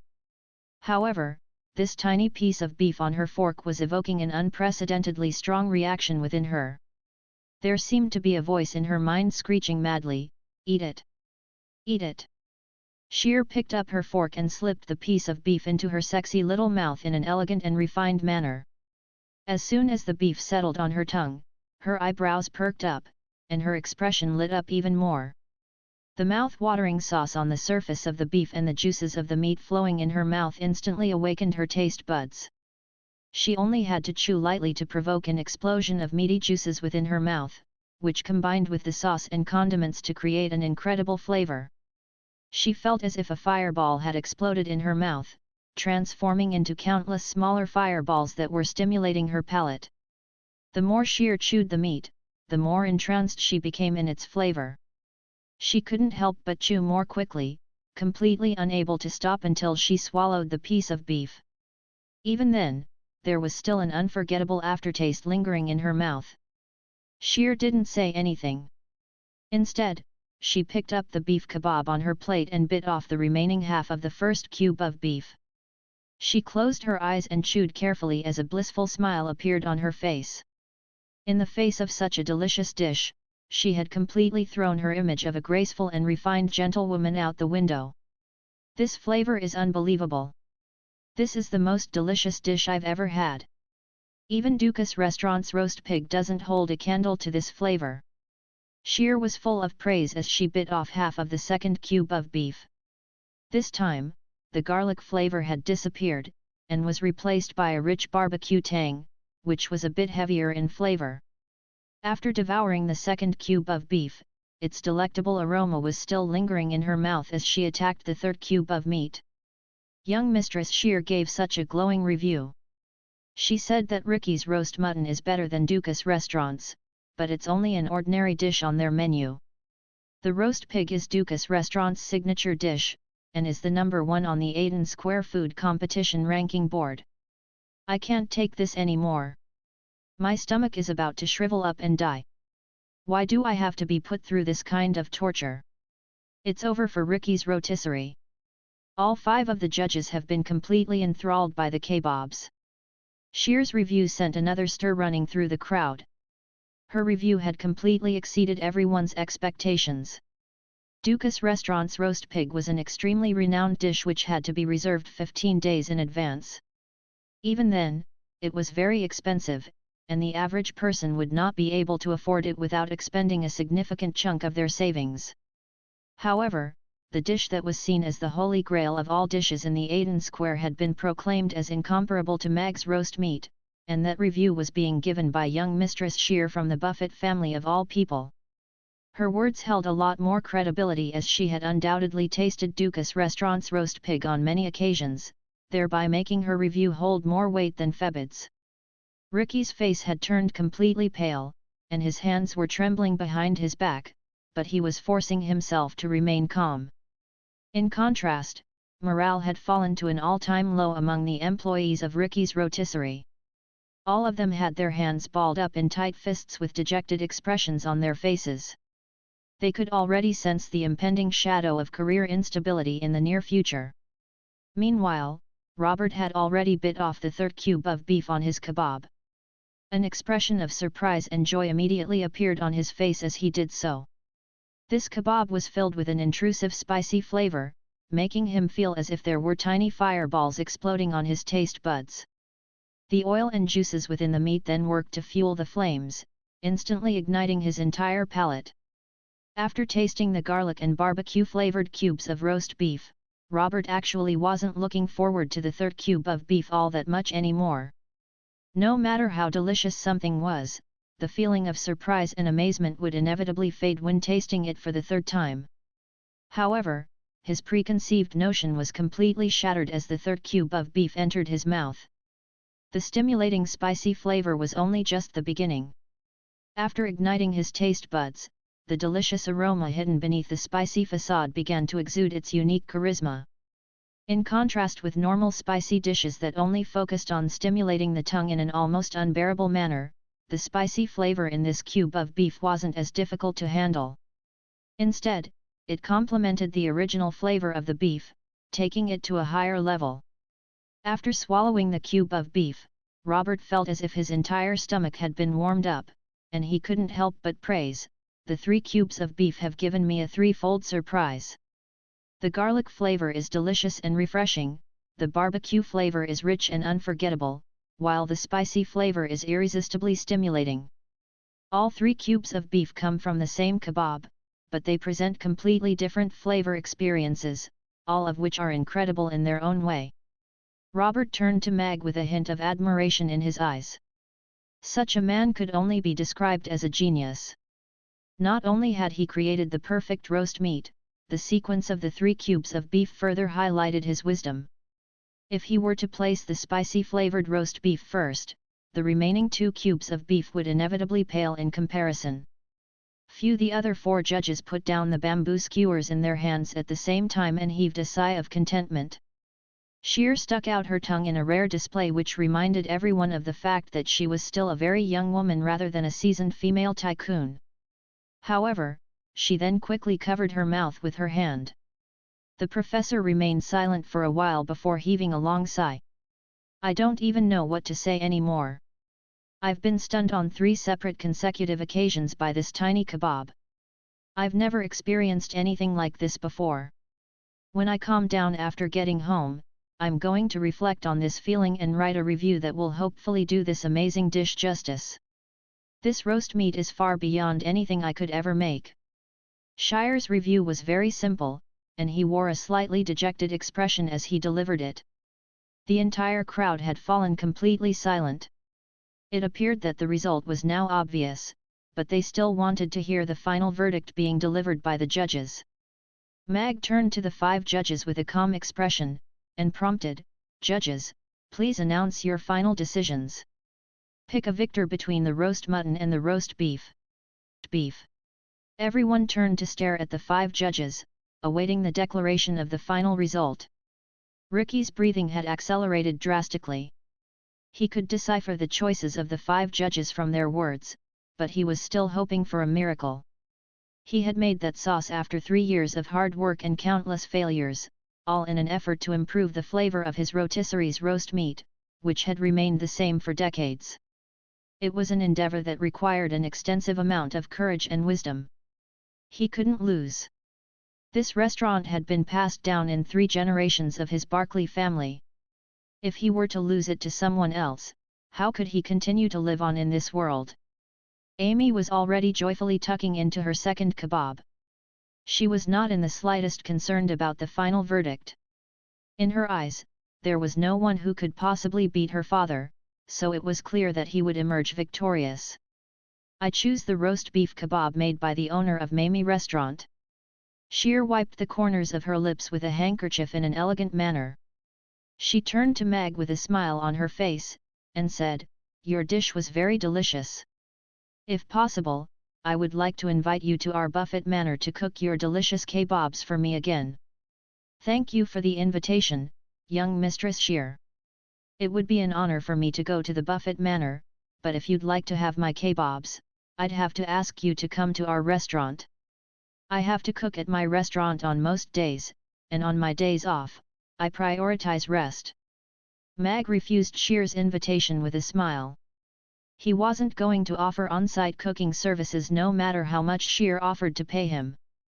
Furthermore, he was planning on negotiating an important deal with her, and if he were hired to roast kebabs for her, it would automatically place him in a position of inferiority. That was strictly taboo when it came to business negotiations. Shear glanced at Mag with a hint of surprise on her face. He was the first chef to have rejected an invitation from her. All of the countless other chefs who would die for an opportunity to cook at the Buffett Manor would probably be howling to the heavens if they were to hear about this. He really was an interesting man. Shear nodded, and said, "All right, looks like Boss Mag is a man who has a very good work-life balance. If you have some time on your day off this week, you can take your adorable little daughter with you to visit our Buffett Manor. I would be honored." Mag nodded in response. However, he didn't appear all that overjoyed, looking as if he were simply accepting an invitation from a normal friend. In his past life, he had visited many lavish manors. Come to think of it, his own house was one as well, so this really wasn't something for him to be happy about. Everyone turned to Mag with envious looks on their faces. The first invitation Shear had extended to him was an invitation to cook for them, thereby suggesting an employer-employee relationship. However, the second invitation that she had extended was on a much more level basis, as equal friends. Mag was really impressive to have befriended this legendary young mistress of the Buffett family on their first meeting. The Buffett Manor was not a place that anyone could visit as they pleased. As one of the wealthiest families on the entire Norland continent, just the money that slipped through their fingers was enough to make an average person go insane. Ricky's face paled even further, but he forcibly suppressed the urge to say anything. "Do you even need to ask?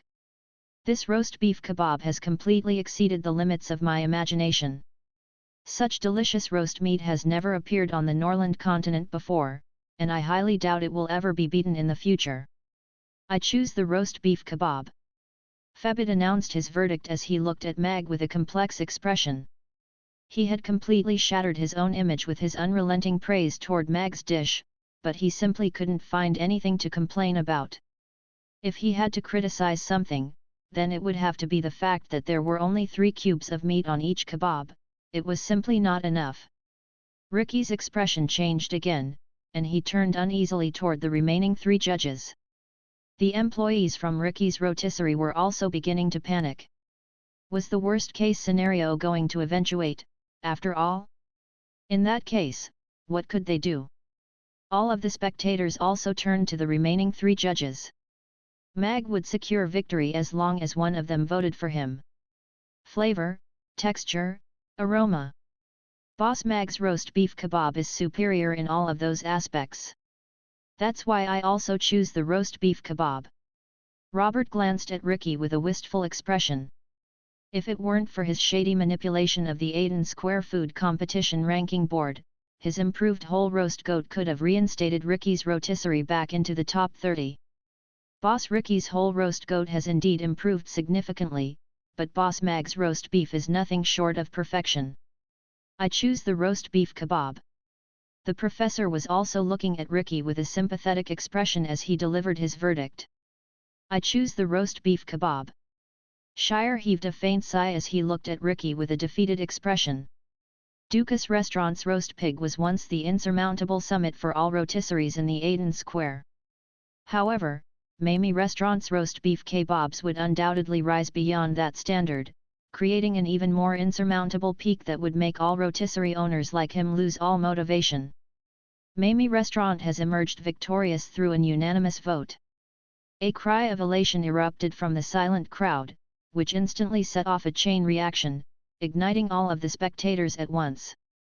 This result was something that everyone had anticipated, but it was still a thrilling experience to witness such an amazing outdoor cooking contest.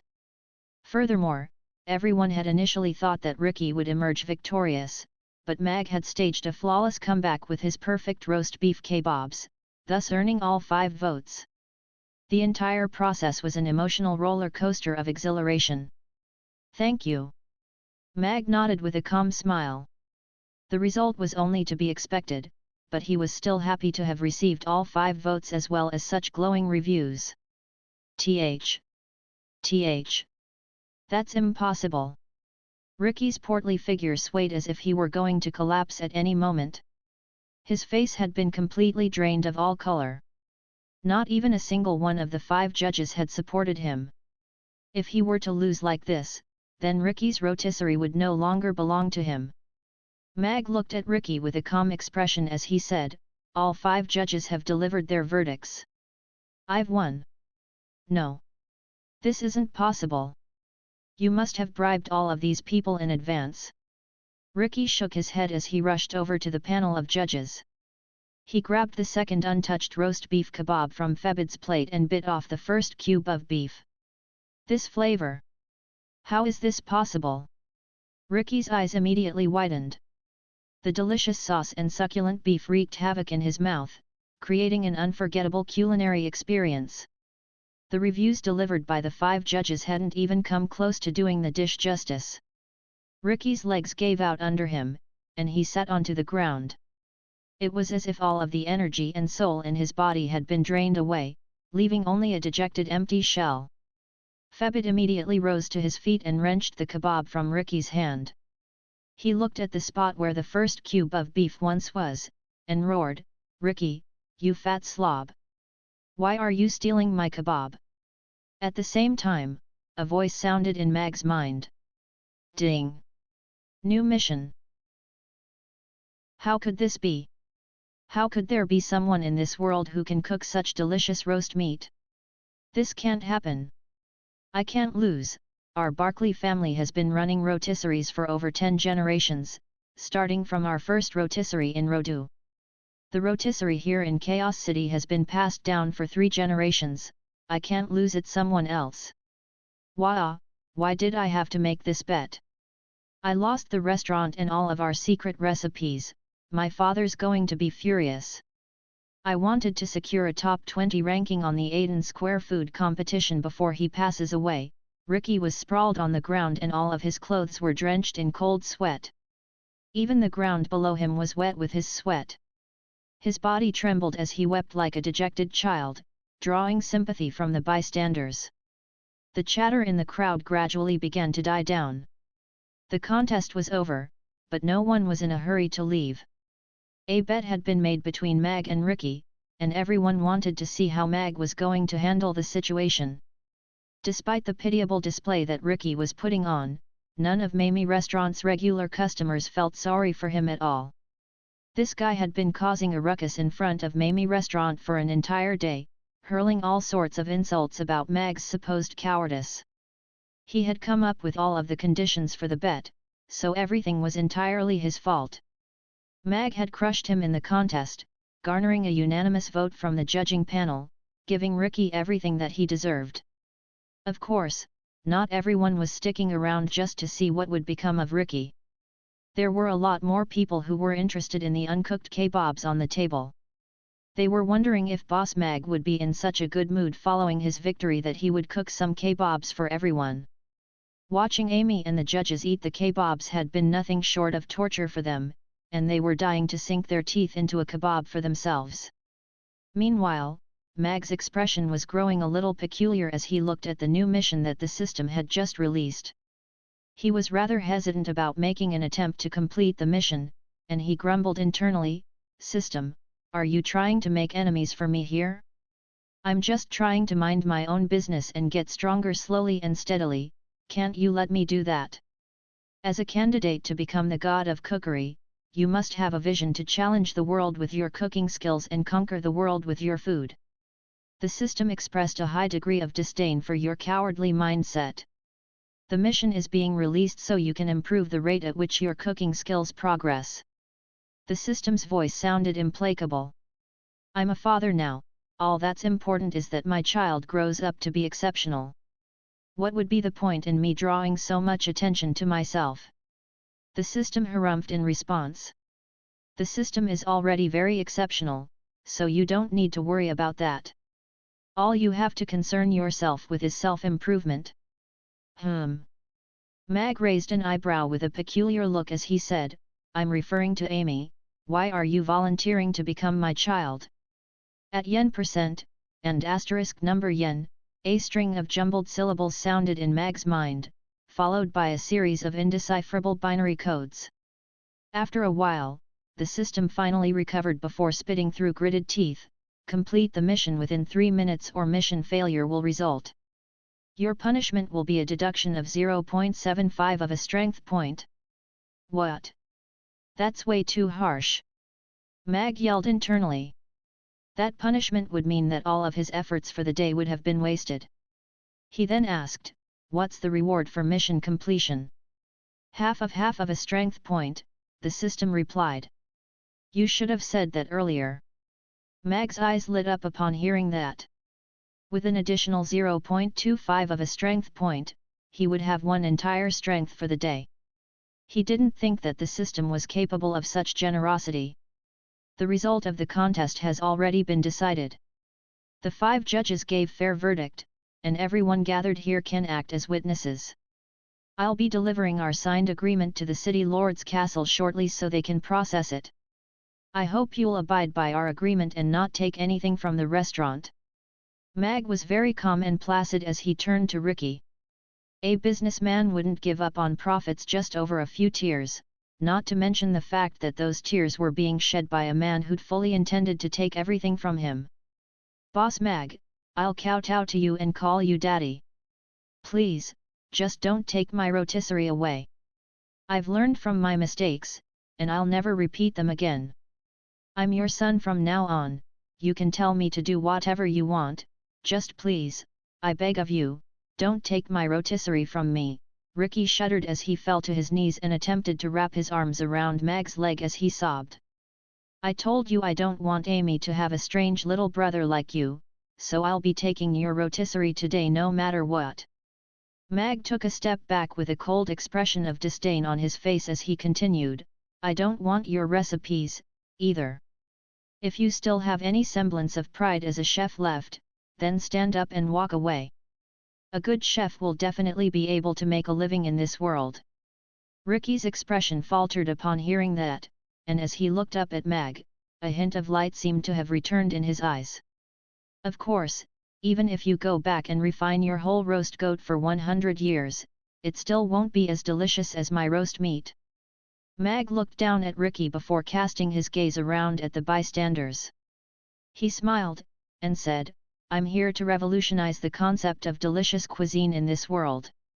If you want to challenge me, then go right ahead, but make sure you offer high enough stakes to make it worth my while. Wow! Boss Mag is so bold. It's a little arrogant, but why am I so entranced by him? This is a challenge to all chefs in the world. I feel like cooking contests like this one are going to become regular occurrence from now on. The entire crowd was in an uproar as they stared at Mag. This man was confident to the point of arrogance, but no one could bring themselves to detest him for it. Revolutionizing the concept of delicious cuisine in this world, that's quite a grand vision. I hope you can achieve that goal someday. A meaningful smile appeared on Robert's face as he looked at Mag.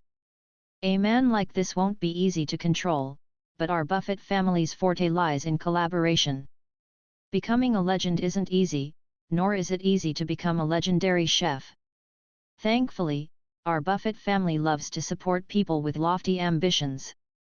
Sheer also wore a smile on her face as she aimed an appreciative gaze toward Mag. He had managed to earn a restaurant in an afternoon. Not only was he a brilliant chef, he was also a shrewd businessman. The light that had just appeared in Ricky's eyes was instantly snuffed out. He was helped onto a horse-drawn carriage by a few of his employees, and quickly departed from the scene, leaving behind only a few employees who were waiting for the oven to cool, even though they didn't even know whether it would be necessary to take the oven back to the rotisserie. Following the conclusion of the contest, the judges couldn't help but pick up the remaining kebabs on their respective plates. How could they leave such an extraordinary delicacy behind? Febid rolled his eyes at Ricky's horse-drawn carriage and mumbled something unintelligible before picking up his kebab, which was missing one of the 3 cubes of meat. Right at that moment, the door to Mamie restaurant opened again, and Yabimiya emerged from within. She was holding a platter with her left hand, upon which were 5 glasses of translucent golden beer. What's that? It looks like some sort of alcoholic beverage. I can smell the fragrance of barley. Could it be barley wine? But how could barley wine be so clear and translucent? Everyone parted to open up a path for Yabimiya as they looked at her platter with curious expressions. Within the large transparent crystal glasses, golden liquid made up about 2/3 of its contents, while a pristine white layer of bubbles made up the rest.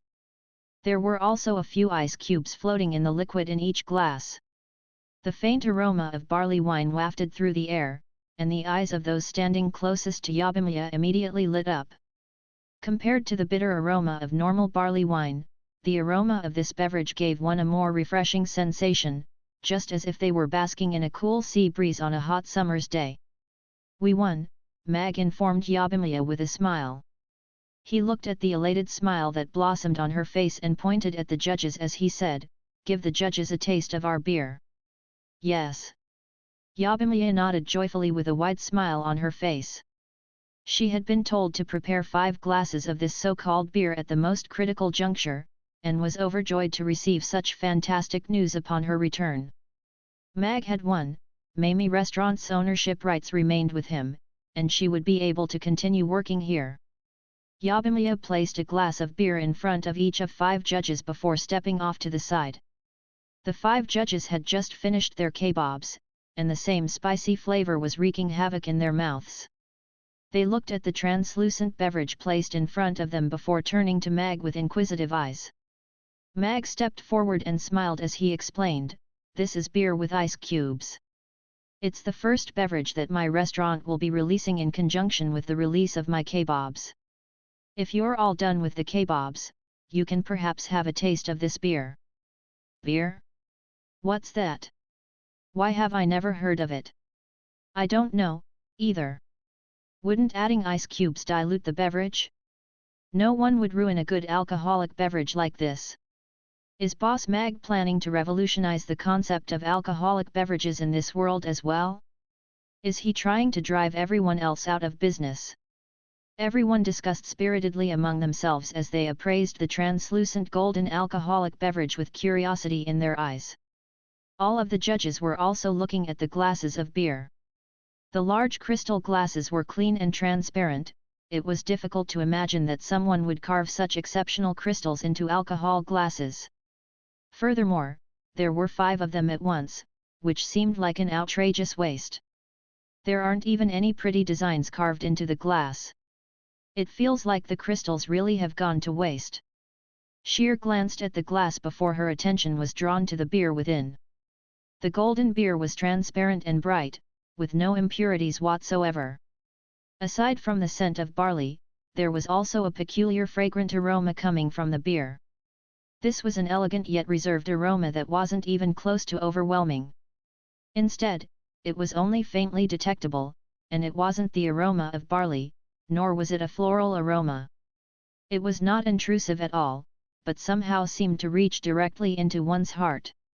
The imagery evoked was like stumbling in the forest upon a little kitten, which stuck out its head and gave a timid meow. However, right as you began to make your way toward it to hold it in your arms, it would squirm into the bushes. As you turned to leave, it would employ the same tactic by meowing after you again as if it were playing a game of hide and seek. Sheer wasn't a fan of alcoholic beverages. She would only drink the finest wines from the Buffett family winery, from which even the Roth Empire's royal family would order batches of wine every year for His Majesty's consumption. Of course, the wine that she had was of a superior standard compared to the batches offered to the royal family. However, she was somehow developing an interest in the glass of beer before her. She had never seen an alcoholic beverage with so many bubbles before. It was as if the top third of the glass had been filled with snow, upon which floated 3 ice cubes, creating an interesting spectacle. After a brief hesitation, Sheer picked up the glass and took a small sip of beer. The golden beer slid down her throat, and its refreshing flavor immediately made her eyes light up. The beer was smooth and reinvigorating, but did not lack body. It was like ice water produced from melting glacial ice flowing down a snowy mountain. The scorching spicy sensation brought about by the final cube of beef on the kebab was instantly soothed. It was almost as if she could hear a sizzling sound as the figurative fire was put out, following which her soul seemingly began to rise out of her body. The beer also carried with it a smooth bitter tang, but there was no bitter aftertaste, and the drinker was drawn into drinking another large mouthful instead. Phew, Sheer exhaled as she stuck out her pink tongue to lick the white bubbles hanging on her upper lip. She carefully savored the aftertaste of the beer in her mouth, only to find that it wasn't very rich nor flavorful. However, it was somehow able to appeal to her more than the wines that had been stored in the cellar of her family's winery for several centuries. She took another larger sip of beer, and a trail of the golden liquid slowly flowed down from the corner of her lips, and then continued down her proud and regal neck. Many of the men in the crowd looked on with scorching eyes, gulping involuntarily as they took in her beauty. Meanwhile, Febid had already thrown his head back and was chugging down his beer with glee. The beer in his glass was disappearing at a rate discernible to the naked eye, and he downed the entire glass of beer in one go. He placed the crystal glass back down onto the table, leaving only 3 ice cubes and a layer of bubbles behind.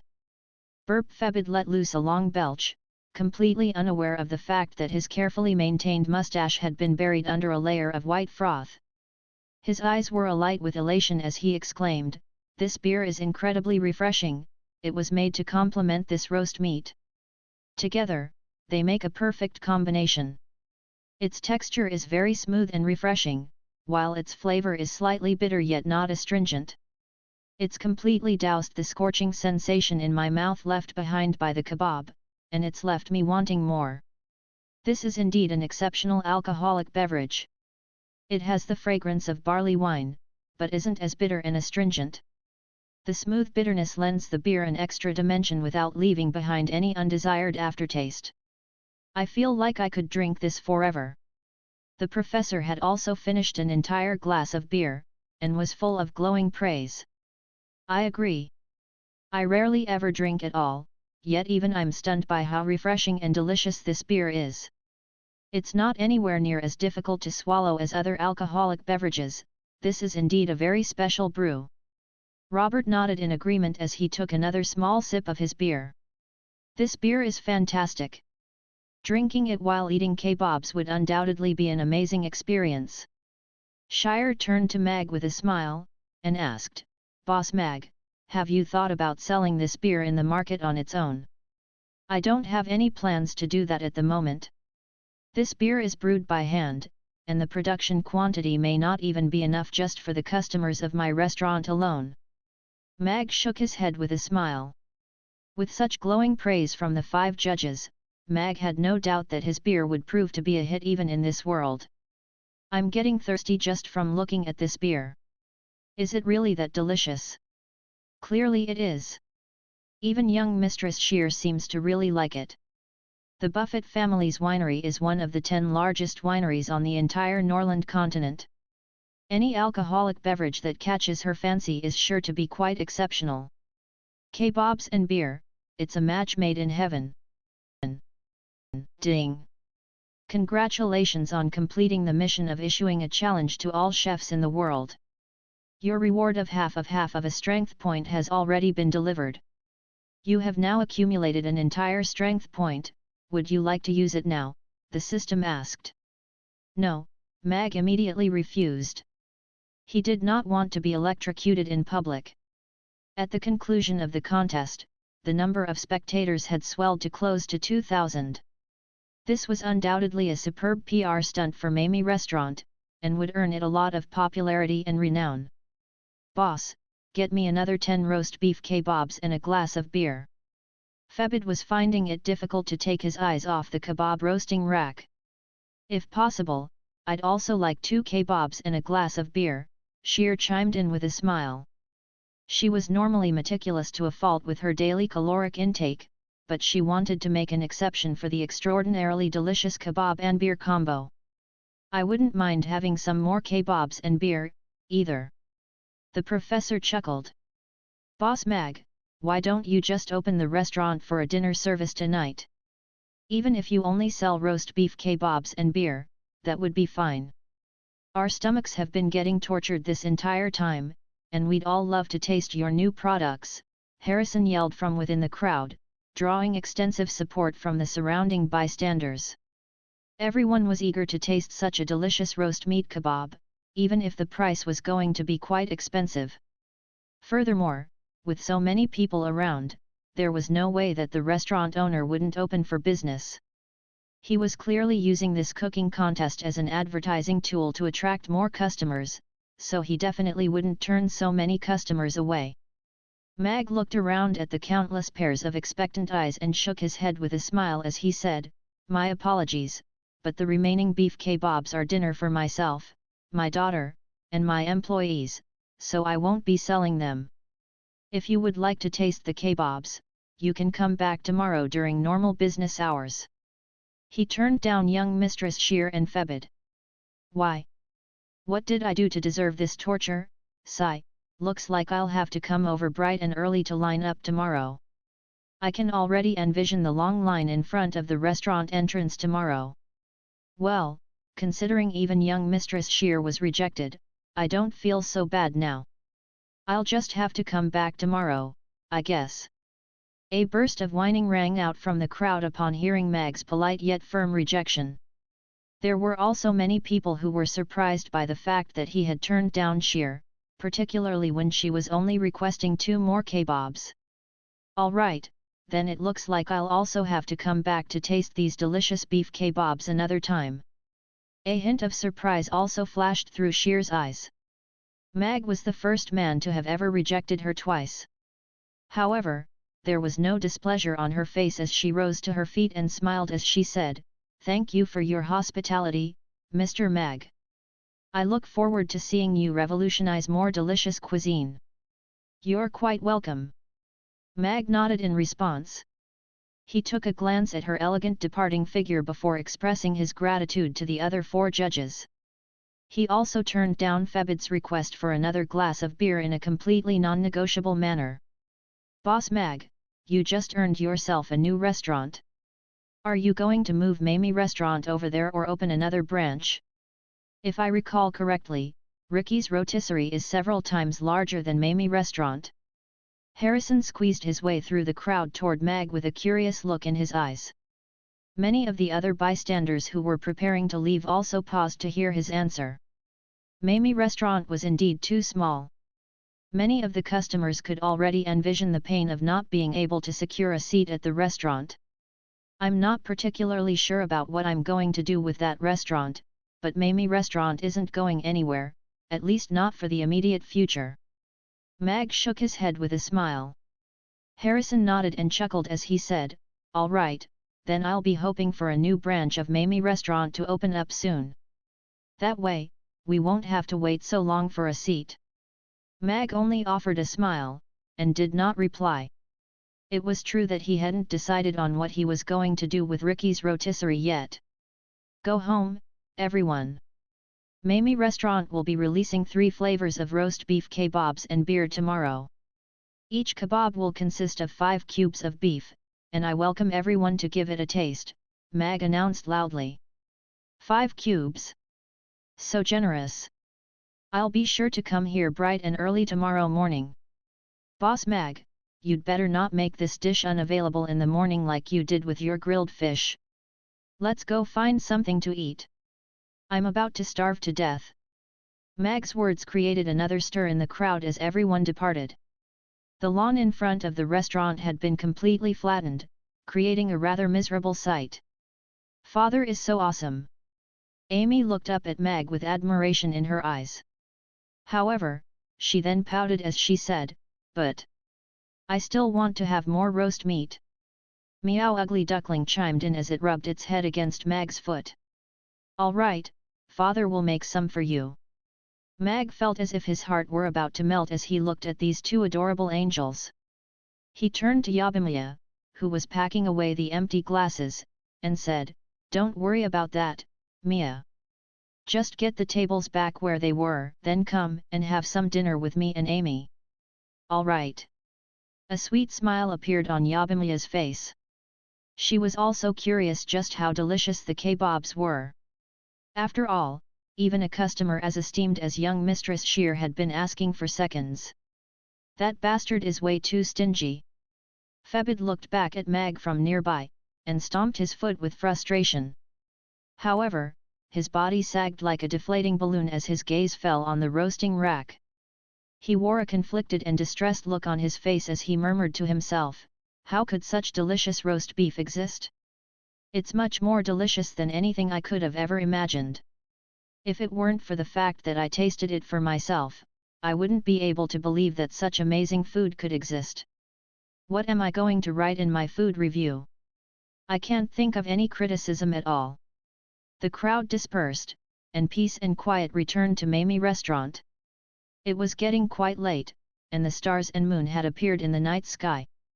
The 4 lamps in each corner of the outdoor dining area lit up, basking the entrance of the restaurant in a warm and comforting glow. Yabimiya and Amy sat at the table with their chins resting in their hands, looking with anticipation as Mag roasted kebabs for them. The aroma of beef wafted through the air, making their stomachs growl involuntarily. Mag suddenly turned back, and said, "By the way, Amy, Mia, I'm going to hold a moon festival celebration at our restaurant tomorrow, so we need to make some preparations after the meal. Now that I think about it, I haven't been to Chaos City for 3 years. I wonder if Alex is doing well with his little daughter." Outside Chaos City, there was a line of carriages slowly approaching. A young man looked up at the large plaque above the city gates with a concerned look on his face. Under the moonlight, his face was a very ordinary one. If it weren't for the scar at the corner of his eyes, his would be a set of completely unremarkable and forgettable features. "That bastard is way too stubborn, he didn't accept a single copper coin from me. How is he going to live in Chaos City without any money? I'll go visit him tomorrow after I finish running my errands. It's been 3 years already, so surely those people have given up." The young man was speaking absent-mindedly to himself as the horse-drawn carriage progressed into the city. However, elsewhere further away, there was a knight clad in black who was also slowly approaching Chaos City. At the entrance of Mamie Restaurant Moon Festival celebration, Amy and Yabimiya were both looking at Mag with surprised expressions. "Oh! Father, are you going to make mooncakes for me?" Amy looked up at Mag with anticipation in her eyes. "That's right. I'll be making mooncakes for everyone tomorrow." Mag nodded with a smile. He then turned to the puzzled Yabimiya, and provided some context to explain the situation. "So it's a festival celebrated by people from your hometown. Reunion really is a wonderful thing, isn't it?" Yabimia's eyes lit up before quickly falling into dejection as she forced a smile onto her face. Mag turned to Yabimia with a warm comforting smile, and said, "I hope everyone can taste the sweetness of reunion, and I also hope that those who can't reunite with their loved ones can derive warmth from the celebration." "Thank you, boss." Yabimiya looked into Mag's eyes and nodded with gratitude. "All right, have a taste of the beef kebabs." Mag placed the kebabs in his hands onto plates and put the plates onto the table. The 3 types of beef kebabs had been placed into 3 separate piles. There was no need to include all 3 flavors on each kebab given that he wasn't trying to appeal to any judges anymore. "Boss, would you like me to get a beer?" Mia asked. It seemed that everyone had been a fan of that special beer that Mag had brewed. "That would be great, Mia. We won a restaurant today, so we should celebrate the occasion. Don't forget to add ice." Mag nodded with a smile. I also want some delicious beer," Amy mumbled through a mouthful of beef. "You're too young for beer, Amy. Mia is also too young to drink beer. You can only drink it when you grow up." Mag shook his head with a serious expression. If her mother were to see that he had raised their child to be a young alcoholic, she would most likely kill him. "All right then." Amy was slightly disappointed, but she still nodded obediently at the sight of Mag's serious expression. She continued to nibble on her kebab, upon which a joyful smile soon returned to her face. A smile also appeared on Mag's face upon seeing that. For a little foodie like her, all was well as long as she had delicious food to eat. After a short while, Yabimiya emerged from the restaurant with a glass of ice-cold beer, which she placed in front of Mag before taking a seat herself. "Thank you for your hard work today. Have some kebabs," Mag offered with a smile. He picked up a spicy kebab and took a bite, basking in the delicious flavor that flourished in his mouth. The tenderness of the beef was something no other types of beef could compare to. The kebab was far better than any that he had eaten in his past life, it really did live up to all of his lofty standards. He swallowed the beef, which left a scorching sensation trailing all the way down his throat. He then chugged down a large mouthful of beer, and was completely reinvigorated by the refreshing icy cold sensation that followed. Kebabs and beer really were a match made in heaven. The rest of the beef was all devoured by the 3 of them plus Ugly Duckling. All of them sat around with bulging stomachs, but the same expression of bliss lingered on their faces. Amy cast a spell to lower the temperature of the oven, which was then carried back into the kitchen by Yabimiya. Then, they began to decorate the restaurant in accordance with Mag's instructions to prepare for the upcoming celebration. Only after doing that did Yabimiya bid farewell to Mag and Amy. She had to get up early for work the next day, so she had to go home to rest. "Have a safe trip home." Mag bade farewell to Mia before turning off the lights outside the restaurant. He also removed the hiatus slip from the door and carefully placed it back into a drawer to use it at a later date. "Father, the restaurant looks so pretty now. Are we going to invite a lot of customers tomorrow?" Amy asked with sparkling eyes. There were all types of vibrant and colorful streamers hanging in the restaurant, creating a very joyful atmosphere.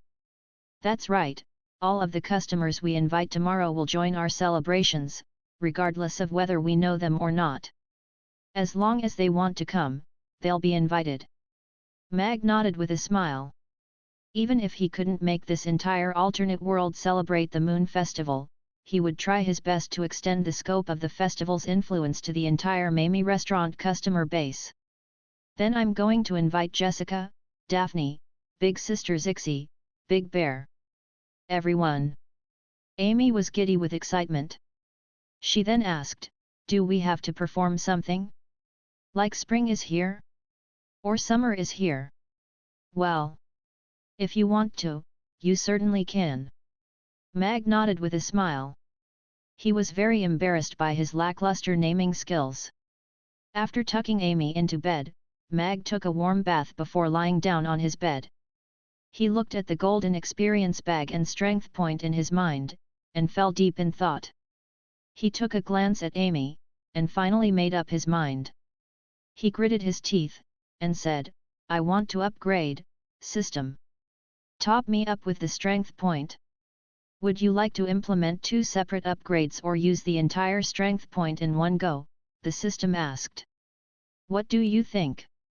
"Of course I want to get this over with in one go." Mag scoffed. "All right.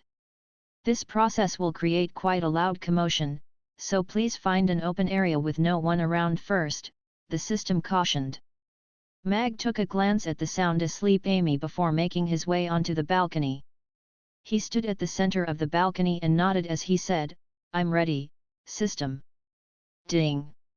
"Please close your eyes and brace yourself for a lightning strike." The system notification sounded. Ha! Mag's eyes widened as he looked up into the sky, just in time to see a blinding flash descending from above. F***CKU, system. A bolt of silver lightning as thick as a bucket descended from up above and struck his head. Electrical currents instantly ran through his entire body, making his limbs spasm uncontrollably as if he were performing an ungainly dance. That night, all of the residents of Chaos City heard a resounding thunderclap which roused many people from their slumber. However, given the fact that there wasn't a single cloud in the sky, none of them could figure out where the thunderclap had come from. "Mother, I just saw a man dancing under a bolt of lightning," a young boy yelled excitedly. "Hurry up and get your A*SS to bed or I'll make you dance under this belt." The curtains were abruptly closed by a stern-looking woman, obscuring Mag from view. After what seemed like an eternity, Mag finally regained feeling in his body. He wiggled his fingers and touched his face, only for his fingertips to go numb following a loud crackle. He immediately put down his hand, and grumbled internally, "System, I'm just trying to redeem a strength point, why do you keep bringing lightning strikes down on me? I'm not transcending a tribulation." His clothes were charred black, and soot was falling like rain from his body. Thankfully, his crown jewels were still intact. The system's smug voice sounded. "You were the one who requested to redeem an entire strength point in one go. Due to the severity of the injuries you've sustained 3 years ago, a more powerful electrical stimulus is required to recover vitality in your cells. That's why the system is incorporating many types of cutting-edge technologies to direct artificial lightning strikes down on you. Shouldn't you be praising the wonders of science instead of complaining?" Mag rolled his eyes, and couldn't be bothered to argue with the system. Instead, he began to assess the changes in his body.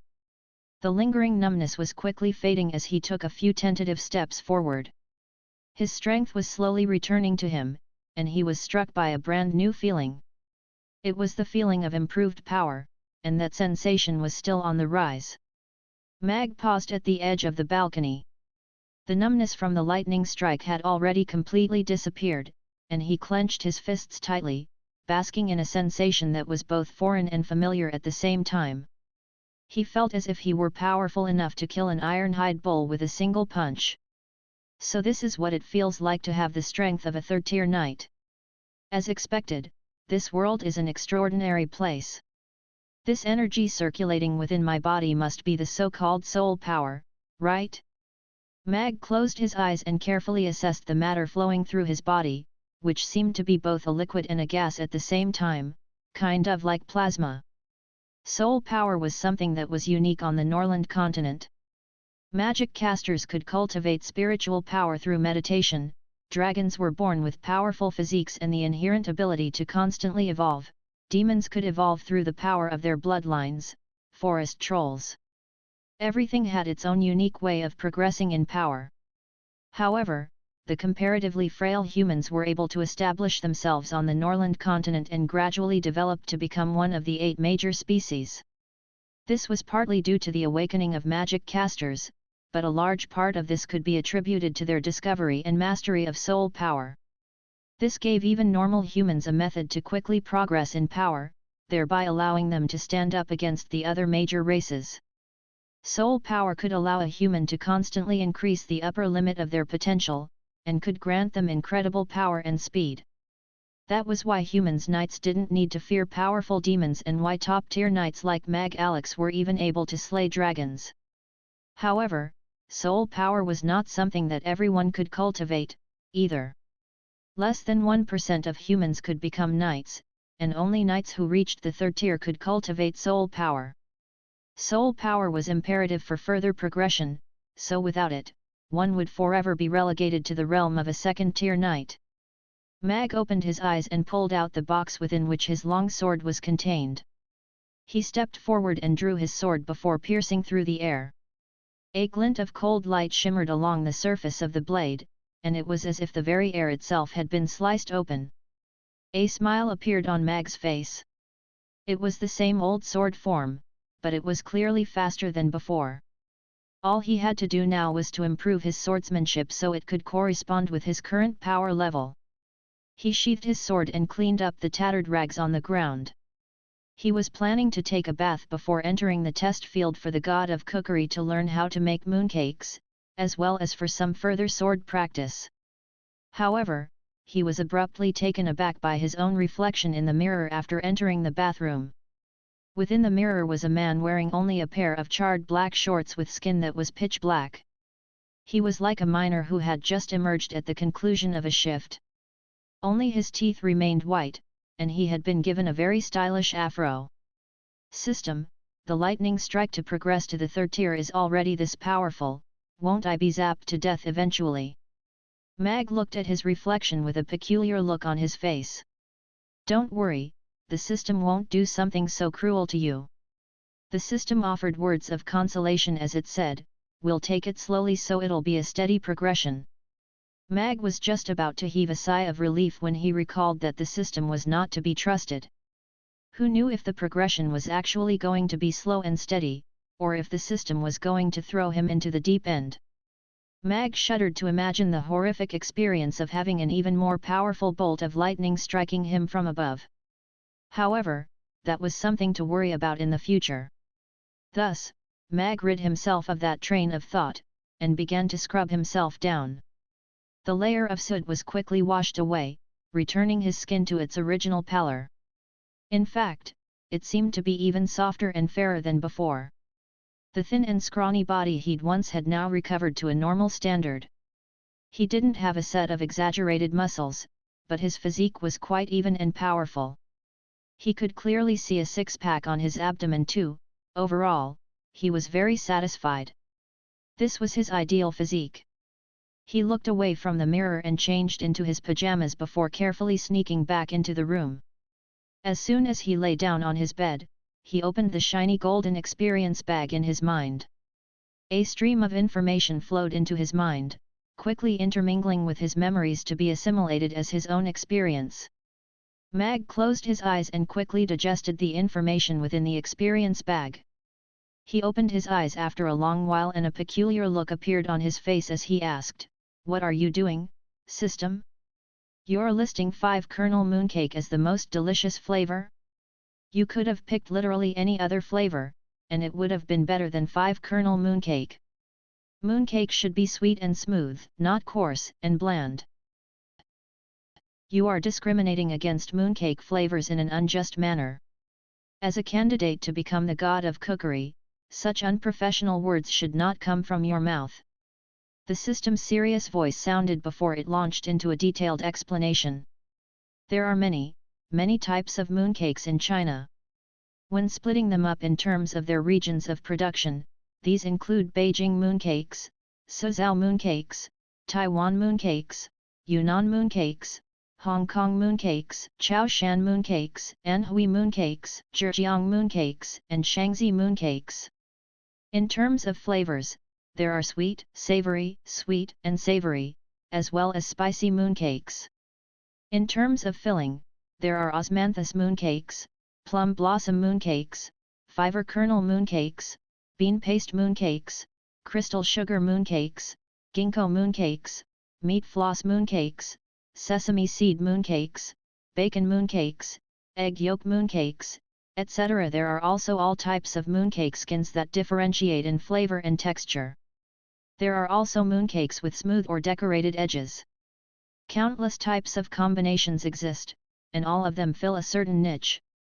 As a chef, what you should be doing is to make each and every type of mooncake taste as good as you possibly can, not judge and discriminate between flavors based on your own narrow-minded preferences. Also, is 5-kernel mooncake really that difficult to swallow? No, there are no terrible foods, only terrible chefs. In that case, I'll have you start off by making the most delicious 5-kernel mooncake. Mags raised an eyebrow with a peculiar look on his face as he asked, which wiki did you copy and paste all of this information from? I'm also aware of the fact that there are countless types of mooncakes out there, but I'm really struggling to imagine how it would be a good idea to add meat to a mooncake. Plus, you're telling to make a delicious 5-kernel mooncake? Are you just picking on me now? Cooking depends solely on the ingredients used and the efforts expended. As long as you have the best ingredients and focus wholeheartedly on the cooking process, even the strangest recipes can produce delicious food. I'm going to bestow upon you the cooking methods for 8 types of mooncakes. I hope you can master all of them during this time, the system replied in a serious manner. All right, having a few more flavors will be a good idea. Perhaps it can make the Moon Festival celebration more memorable for everyone. Mag nodded in response, even though he was fretting about having to learn the cooking methods for 8 types of mooncakes and squeeze in some sword practice in such a short time frame. After pushing open the door to the test field for the god of cookery using his consciousness, a white light flashed as he arrived in a kitchen. There was a set of new utensils and mooncake molds sitting on the cooking bench. I used to think the 5-kernel mooncake tasted all right back when I was a kid, but the older I grew, the more skeptical toward it I became. No matter how I thought about it, it was weird to have almonds, peach kernels, peanuts, hemp kernels, and sunflower seeds in a mooncake. Mag was still rather skeptical, but he focused his attention on the recipe for the 5-kernel mooncake. Each and every step had been broken down very precisely, and only after a long while did he begin cooking. Making a mooncake involved many complex procedures. The production of the skin and filling and the baking process all required exemplary skills. However, after making so much beiji bread, making mooncake skin wasn't a difficult task for Mag. As for the filling, he had the molds to help him. All he had to do was to stuff the ingredients in the specified proportions into the molds before wrapping them in mooncake skins, so that wasn't very difficult, either. An oven was to be used for the baking process. After baking the mooncake to a golden brown color, a layer of liquid egg yolk had to be applied before some further baking. After that, the 5-kernel mooncake would be complete. Mag picked up a large handful of flour. The pristine white flour contained no coarse granules whatsoever, and it appeared to be slightly different from the flour used to make beiji bread. The golden almonds were large and supple, while the white peach kernels, purple-skinned peanuts, hemp kernels, and sunflower seeds all exuded their own unique aromas. Mag picked up a sunflower seed before placing it into his mouth. He chewed down on it, and a delightful flavor spread within his mouth, leaving a fragrant aftertaste even after swallowing. System, what sunflower seeds are these? Mag asked. They're Kia brand 1 sunflower seeds, the system replied. Do you think you're funny? Mag pursed his lips in response. The quality of these sunflower seeds equaled the quality of all of the ingredients produced by the system. Just a single sunflower seed could bring a joyful culinary experience. If all of the other nuts and seeds were of the same standard, then just grabbing a handful of them and stuffing them into one's mouth would create quite a delicious flavor combination. However, Mag was feeling a little forlorn that such fantastic nuts and seeds had to be made into 5-kernel mooncake. It was a horrendous waste. The system selectively bred these sunflower seeds on the plateaus of the Tableta mountain. An average of over 16 hours of sun exposure per day is guaranteed, and the seeds were all planted in extremely fertile black soil.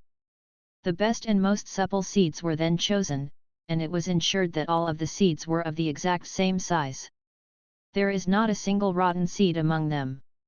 The almonds were, the system launched into its customary introduction of all of the ingredients, listing a series of strange locations, many of which Mag actually had some recollection of, as Mag Alex had once been those places. Many of them were very significant locations to the races that inhabited those lands, and under normal circumstances, no one would even dare to think about farming there. System: I also want to make mooncakes of exceptional quality, but I plan on supplying the mooncakes for free during the celebration tomorrow, and I'll only be making them for 1 day per year. Can we use ingredients that won't be of as high a standard? After hearing the system's extensive introduction, Mag could tell that it was about to try and sell the seeds and nuts to him. The system's serious voice sounded in response. As an exceptional chef, it is your most basic duty to cook every single dish to the highest standard possible. Choosing inferior ingredients when there are clearly better alternatives available is disrespectful to your customers and an insult to your integrity as a chef. Do you think I'm retarded? I don't know how many people are going to attend the celebration, but it definitely won't be less than the number of spectators tonight. Even if each person only eats a single mooncake, I'll have to give out over 2,000 mooncakes for free. I'll be incurring a massive loss if the ingredients cost too much. Mag rolled his eyes before proposing, how about this? You said the sunflower seeds selected were 1 in 100, right? I'll take the 99% of seeds that you discarded. I'll take all of the discarded seeds and nuts as long as they're not rotten. In any case, just offload all of the ingredients that are to be discarded to me. It would be quite a waste to just throw them out, so I'll use them for some philanthropy. I'll purchase them based on the current market prices. I make zero profit from this transaction, I'm just helping out a diligent farmer like you. It sounds like it makes sense, but I can't help but feel like something's off. The system was a little hesitant as it asked, so am I supposed to become emotional and thank you for your kindness? Is this not worthy of your tears? Mag answered the system's question with one of his own.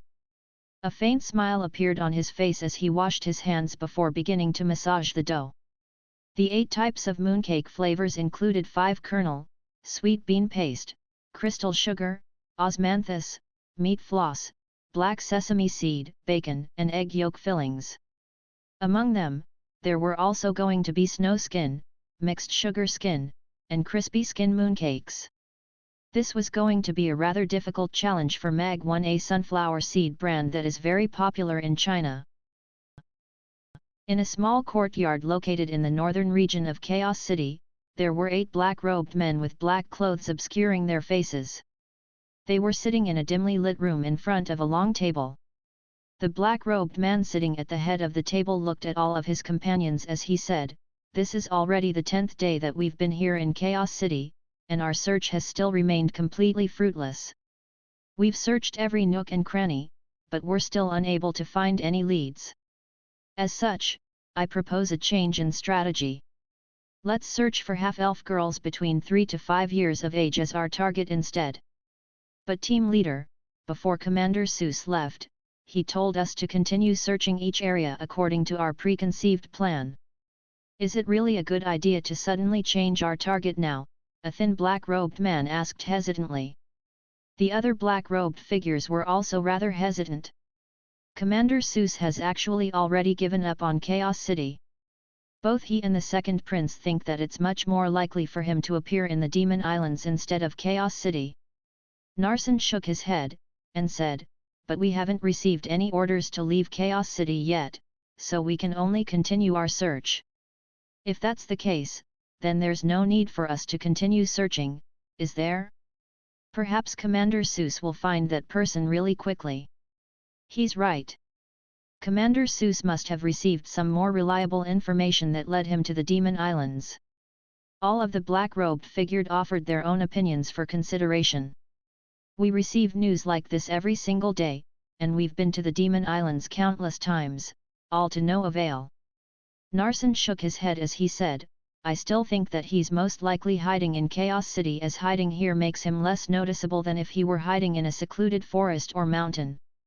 You all know who that man is. We weren't able to confirm his death 3 years ago, but if he really is alive and we find and kill him in Chaos City, all of us will become heroes of Among Us Black Falcons. Narsen looked at everyone and raised his voice gradually as he continued, the massive reward we'd receive would guarantee us a lavish lifestyle, even if we were to retire with immediate effect. If you'd like to remain as Black Falcon, your accolades will ensure that you'll become an esteemed figure like our commander, and you'll be revered by all of the other Black Falcons. All of the black-robed figures' eyes gradually lit up as they looked at Narsen. One of the black-robed figures was appraising Narsen with a scorching gaze as he said, "Tell us what you want us to do, team leader, we'll listen to everything you say." Narsen nodded, and said, "It's very simple, we'll use the most crude and also the most effective method. Divide the city up into blocks and search for a half-elf girl between 3 to 5 years of age block by block. That would clearly be an easier target to find than a crippled young man. I'll take a trip to the city lord's castle tomorrow under the guise of searching for a missing half-elf girl. The city lord's castle will then be led to helping us in our search. Make sure not to rush in your search, precision and care are more important than speed in this case. I've been following Lewis for over half a year and haven't seen him exhibit any abnormal behavior or communicate with someone using a secret method. Perhaps he wasn't all that close to Alex, after all? He's just a crippled merchant now, maybe the prince was wrong to be skeptical of him? His probation period will be up in another month, and I can stop spying on him. Nothing has happened for so long, surely nothing will happen in this final month." On a large tree outside a tavern, a black-robed man was lurking in the lush crown. His gaze was focused intently on the pacing figure in the room on the second floor of the tavern. After a while, the light in the room was snuffed out. "Where is Alex?" Bertley stayed on the tree for a long while, and only got down after verifying that his observation target had gone to bed. He quickly disappeared into a pitch-black alley. After a short while, a messenger pigeon flew out of the Chaos City, heading to the north. 8 types of mooncakes required 8 different cooking methods and posed 8 different challenges. Mag honed each and every one to perfection, only beginning his sword practice after satisfying the system's requirements. The next morning, Mag was roused by his alarm clock. He turned off the alarm and got out of bed, once again basking in the sensation of his newfound strength. A smile appeared on his face, and he planted a kiss on Amy's forehead before going downstairs to prepare ingredients for the breakfast service. A long line had already gathered outside the restaurant. Many of the people in the line had seen the cooking contest between Mag and Ricky the day prior, and were arriving bright and early so they could have a taste of Mag's roast beef kebabs. When Sally and Yabimiya arrived, they were both stunned to see the line outside the restaurant. It was more than twice the length of the usual line. It must be because Boss won the contest against that rotisserie owner yesterday. All of these customers must be here for Boss roast beef kebabs, Yabimiya said with a thoughtful expression. Roast beef kebabs? Sally turned to Yabimiya with a perplexed look. Let me fill you in on what happened last night, Aisha. I didn't have anything to do last night, so I came over to the restaurant and Boss and Amy just so happened to have come back. Yabimiya delivered an account of what had taken place the night prior. At the conclusion of her story, her face lit up with excitement as she said, Boss roast beef kebabs are really super delicious. I've never had such delicious roast meat in my life.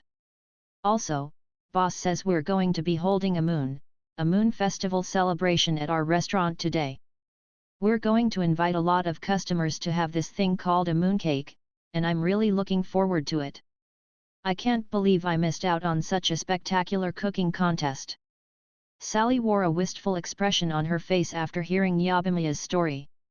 She had visited the restaurant in the morning and at noon the day before, but Mag hadn't returned on those occasions, so she didn't visit the restaurant at night. In doing so, she had missed out on what had surely been a marvelous spectacle. Sally and Yabimiya entered the restaurant, and all of the customers' eyes lit up upon seeing that. The restaurant door soon opened, and Mag emerged from within with his bicycle. He was also slightly taken aback by the massive line outside. He looked at the countless pairs of expectant eyes staring at him, and gave an awkward chuckle as he said, "We're not open yet. I'm taking my daughter to school first." I'll open the restaurant when I get back. Back. A chorus of dejected sighs rang out as the bicycle slowly departed. It appeared that a lot of patience was required to get a taste of the delicious roast beef kebabs. Some of the people in the line were also praising Amy for how adorable she looked in her little magician robes. Mag carried Krasu's breakfast with him as he walked into Chaos School with Amy's little hand in his. The old man and Orc at the entrance both greeted them, and appraised Amy with expressions of approval. This little girl had defended the honor of Chaos School against the challengers from the Roth Empire. This was a widely known story in Chaos School, and everyone viewed her as a little heroine. Amy gave polite responses to everyone who greeted her in the schoolyard. She did not become more haughty or inflated from the attention that she was receiving. "Father, it seems like everyone really likes me." Amy looked up at Mag with an elated expression. "They do. Our little Amy beat up all the baddies, so everyone really likes you now. You have to keep it up from now on, and more people will like you." Mag nodded with a smile. Who wouldn't love an adorable little girl like Amy? After walking further into the schoolyard, Mag noticed a group of dwarves working busily on a construction project on a plot of empty land. Amy pointed at that plot of land, and said, "Teacher Krasu says he's going to build a magic room over there. I'll be taking my lessons there after the magic room is built." "I see. Looks like you'll be able to take your lessons in a larger and more interesting classroom in the future." Mag's eyes lit up upon hearing that. Krasu had once promised him and Amy that he would build her a brand new professional magic room. Mag had thought that it would take a while before Krasu delivered on that promise, and was surprised to see that construction had commenced already. Constructing a high-level magic room was a very expensive endeavor, particularly when the magic room had to be erected in accordance with Krasu's lofty standards. It was quite clear that Chaos School wouldn't be able to produce such a large sum of money, so Krasu had clearly paid for this from his own pocket. As soon as Mag entered the magic room, he was greeted by a string of interrogation from Krasu. "Boss Mag, how could you take Amy with you to ditch classes? I don't mind if she ditches classes from time to time, but why do you always get her to ditch my classes? Setting that aside for now, do you know how long I waited for you to bring me breakfast yesterday? Why does an old man like me still have to suffer through such hardships?" Mag scratched his head in an awkward manner. It wasn't as if he could decide which classes Amy ditched. The times selected by the system just so happened to coincide with Krasu's classes. He couldn't do anything about it. "Here's your breakfast. I went out to procure some ingredients for a new dish that my restaurant is releasing today. You can come and taste it at noon if you'd like." Mag hurriedly handed over the breakfast box in his hand to Krasu. He knew that this seemingly benevolent old man was not very pleasant when enraged. A new dish. Krasu was immediately intrigued as he accepted the container. Amy nodded in confirmation, and said, "That's right, Teacher Krasu. Father's new roast beef kebabs are super delicious. You should go and have a taste at lunch, you'll definitely love it." Krasu nodded reluctantly as he looked at Mag, and said, "All right, I guess I can forgive you this time, then. But if you're going to take Amy with you to ditch classes next time, you have to ditch Urian's lesson instead. Otherwise, he's going to get more time with Amy, and he's going to boast about how Amy has become more proficient in long-range magic than melee magic.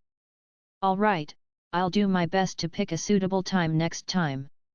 Mag nodded before patting Amy's head with a smile as he said, "I have to go back to my restaurant now. I'll leave Amy in your care. Bye-bye, Father." Amy waved at Mag before entering the magic room with Krasu. After departing from Chaos School, Mag rode his bicycle back to his restaurant. On the way, he stopped by Ricky's rotisserie, and the doors were tightly shut. There was no one in the restaurant, and everything was strewn around in a chaotic manner. It appeared that the restaurant had been cleaned the night before, but all of the tables and chairs were still there. The overall structure of the restaurant hadn't been damaged, either, so it could be opened for business again after a simple renovation.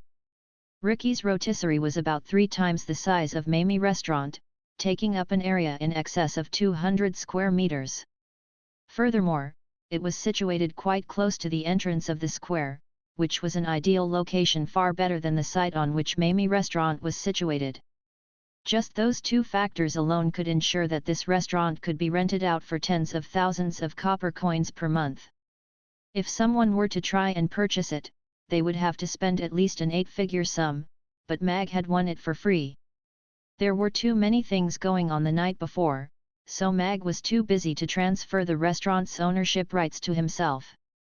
He was preparing to make a trip to the city lord's castle after the breakfast service so he could officially become the owner of this restaurant.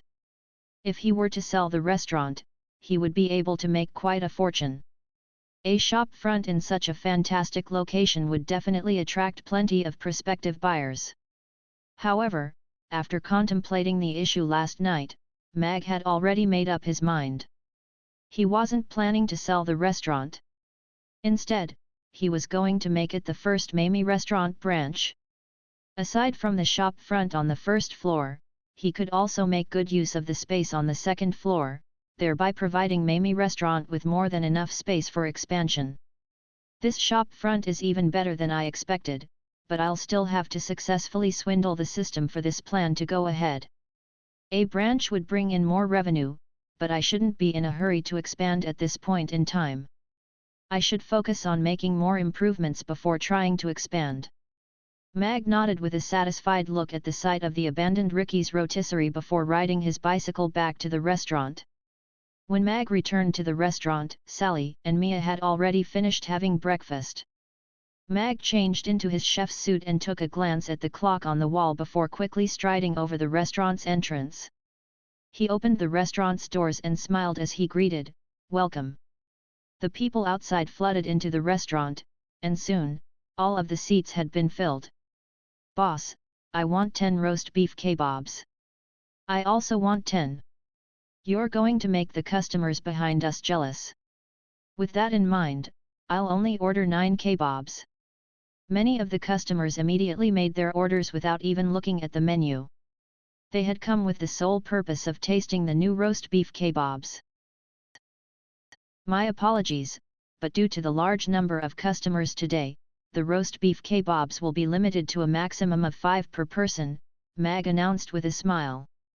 A large proportion of the customers in the line had clearly come for his kebabs, and there was no way he could supply an unlimited amount of them for every customer. As such, he was placing a cap on the number of kebabs that could be purchased so more customers could taste the dish. "All right, then I'll get 5. With 5 cubes of beef on each kebab, 5 kebabs should be just enough to fill my stomach." The customers near the front of the line were a little disappointed to hear this, but they soon came to accept this cap. At the same time, the customers behind them heaved a collective sigh of relief. The cap would at least ensure that they would have a chance to taste the kebabs.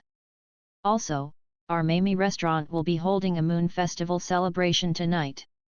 I've prepared mooncakes, and everyone is free to attend. The mooncakes will be given out free of charge, so do stop by if you have some time later tonight. Mag extended an invitation to all of the customers present. A moon festival celebration? With free mooncakes? I can't miss this. I wonder what this mooncake is, though. Is it cake made from the moon? Does that mean there won't be a dinner service tonight? All of the customers' eyes lit up with curiosity and excitement after hearing Mag's announcement. However, Mag had already entered the kitchen without providing any further explanation. He was trying to manufacture an element of mystery and novelty that would be sure to attract everyone's interest. "There are 3 different flavors for our roast beef kebabs, please choose a flavor first before you make your order." Yabimiya flipped open a menu for a customer with a smile on her face. Images of the 3 different flavors of the beef kebabs had already been added to the menus. The extremely vivid and lifelike images of roast beef kebabs made one feel as if they could grab a kebab straight out of the page. "They're so expensive, 300 copper coins per kebab." The customer turned to Yabimiya with a hint of disbelief in his eyes. Many of the customers had also flipped open their menus, and all of the first-time customers were stunned by the prices of the restaurant's dishes. Their prices were even more absurd than Dukas restaurants, and even the cheapest tofu pudding cost 200 copper coins per serving. This was quite a significant sum for many people. All of them also turned toward Yabimiya with inquisitive looks, wondering if the owner of the restaurant had changed the prices overnight following his victory over Ricky the day prior. All of our prices have remained the same since the day the restaurant first opened. Yabimiya offered a calm smile in response. She was already used to customers' skepticism for the restaurant's prices. The customer looked at Yabimiya's calm smile, and was a little embarrassed by his own pettiness. After hesitating momentarily, he closed the menu, and said, "I'll get a spicy kebab and a barbecue-flavored kebab." Randy's forge had only become profitable recently, and he still hadn't earned back his initial investment yet. As such, 600 copper coins was quite a large sum for him to spend on a single breakfast. However, he had witnessed the cooking contest in person the night before, and had been completely captivated by the alluring aroma of the kebabs. As such, even though it was a little expensive, he still wanted to taste the kebabs for himself. Some of the other customers also hesitated for a while before choosing to depart. 300 copper coins was not something they could afford to splurge on breakfast. All of Boss Mag's dishes are premium creations, so don't complain about the prices. Being able to taste such delicious dishes at these prices is an absolute bargain. All of Mamie Restaurant's regular customers immediately placed their orders without any hesitation.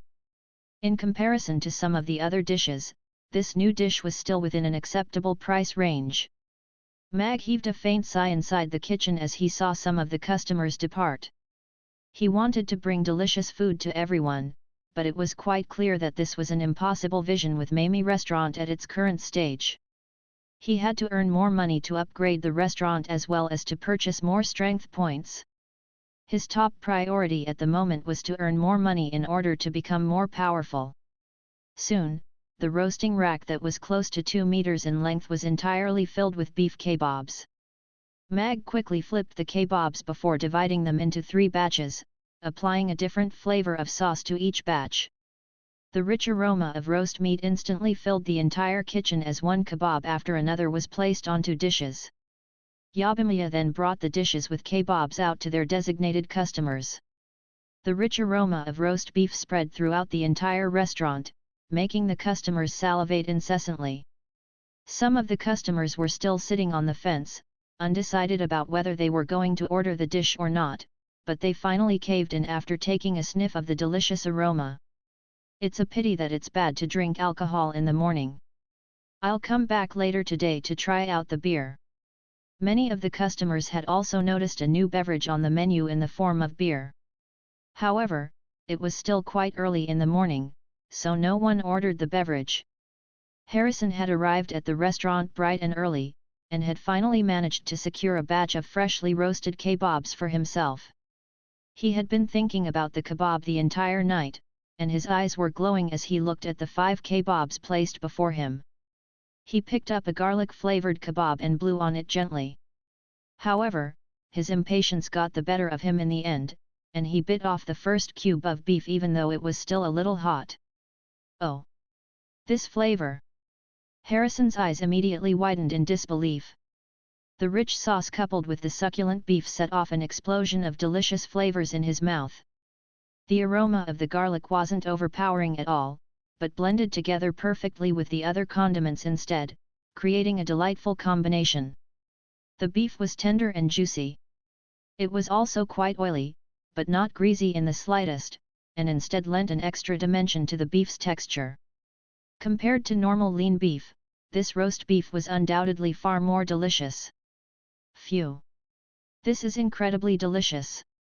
It's worth far more than just 300 copper coins. Harrison praised after swallowing the beef in his mouth. He then bit off another cube of beef and closed his eyes with a blissful expression, basking in the delectable flavor. Similar words of praise were echoing throughout the entire restaurant. All of the customers who had been skeptical about the prices earlier had been completely won over. Some of the customers who were still standing in line made their orders anyway. After all, kebabs could be eaten while standing, and some people were in a hurry to get to work. Hence, a large group of brisk walkers with kebabs in their hands appeared on the streets of the Aden Square. All of them were like walking for Mag's kebabs as they left a trail of irresistible aroma behind them. Following the conclusion of the breakfast service, Mag heaved a long sigh of relief. All of the kebabs that he had prepared had been sold out, and the vast majority of the customers had gotten to taste them. Aisha, Mia, you two clean up the restaurant. I'm going out for a bit to claim the new restaurant. Mag removed his apron from his waist and pushed his bicycle out the door.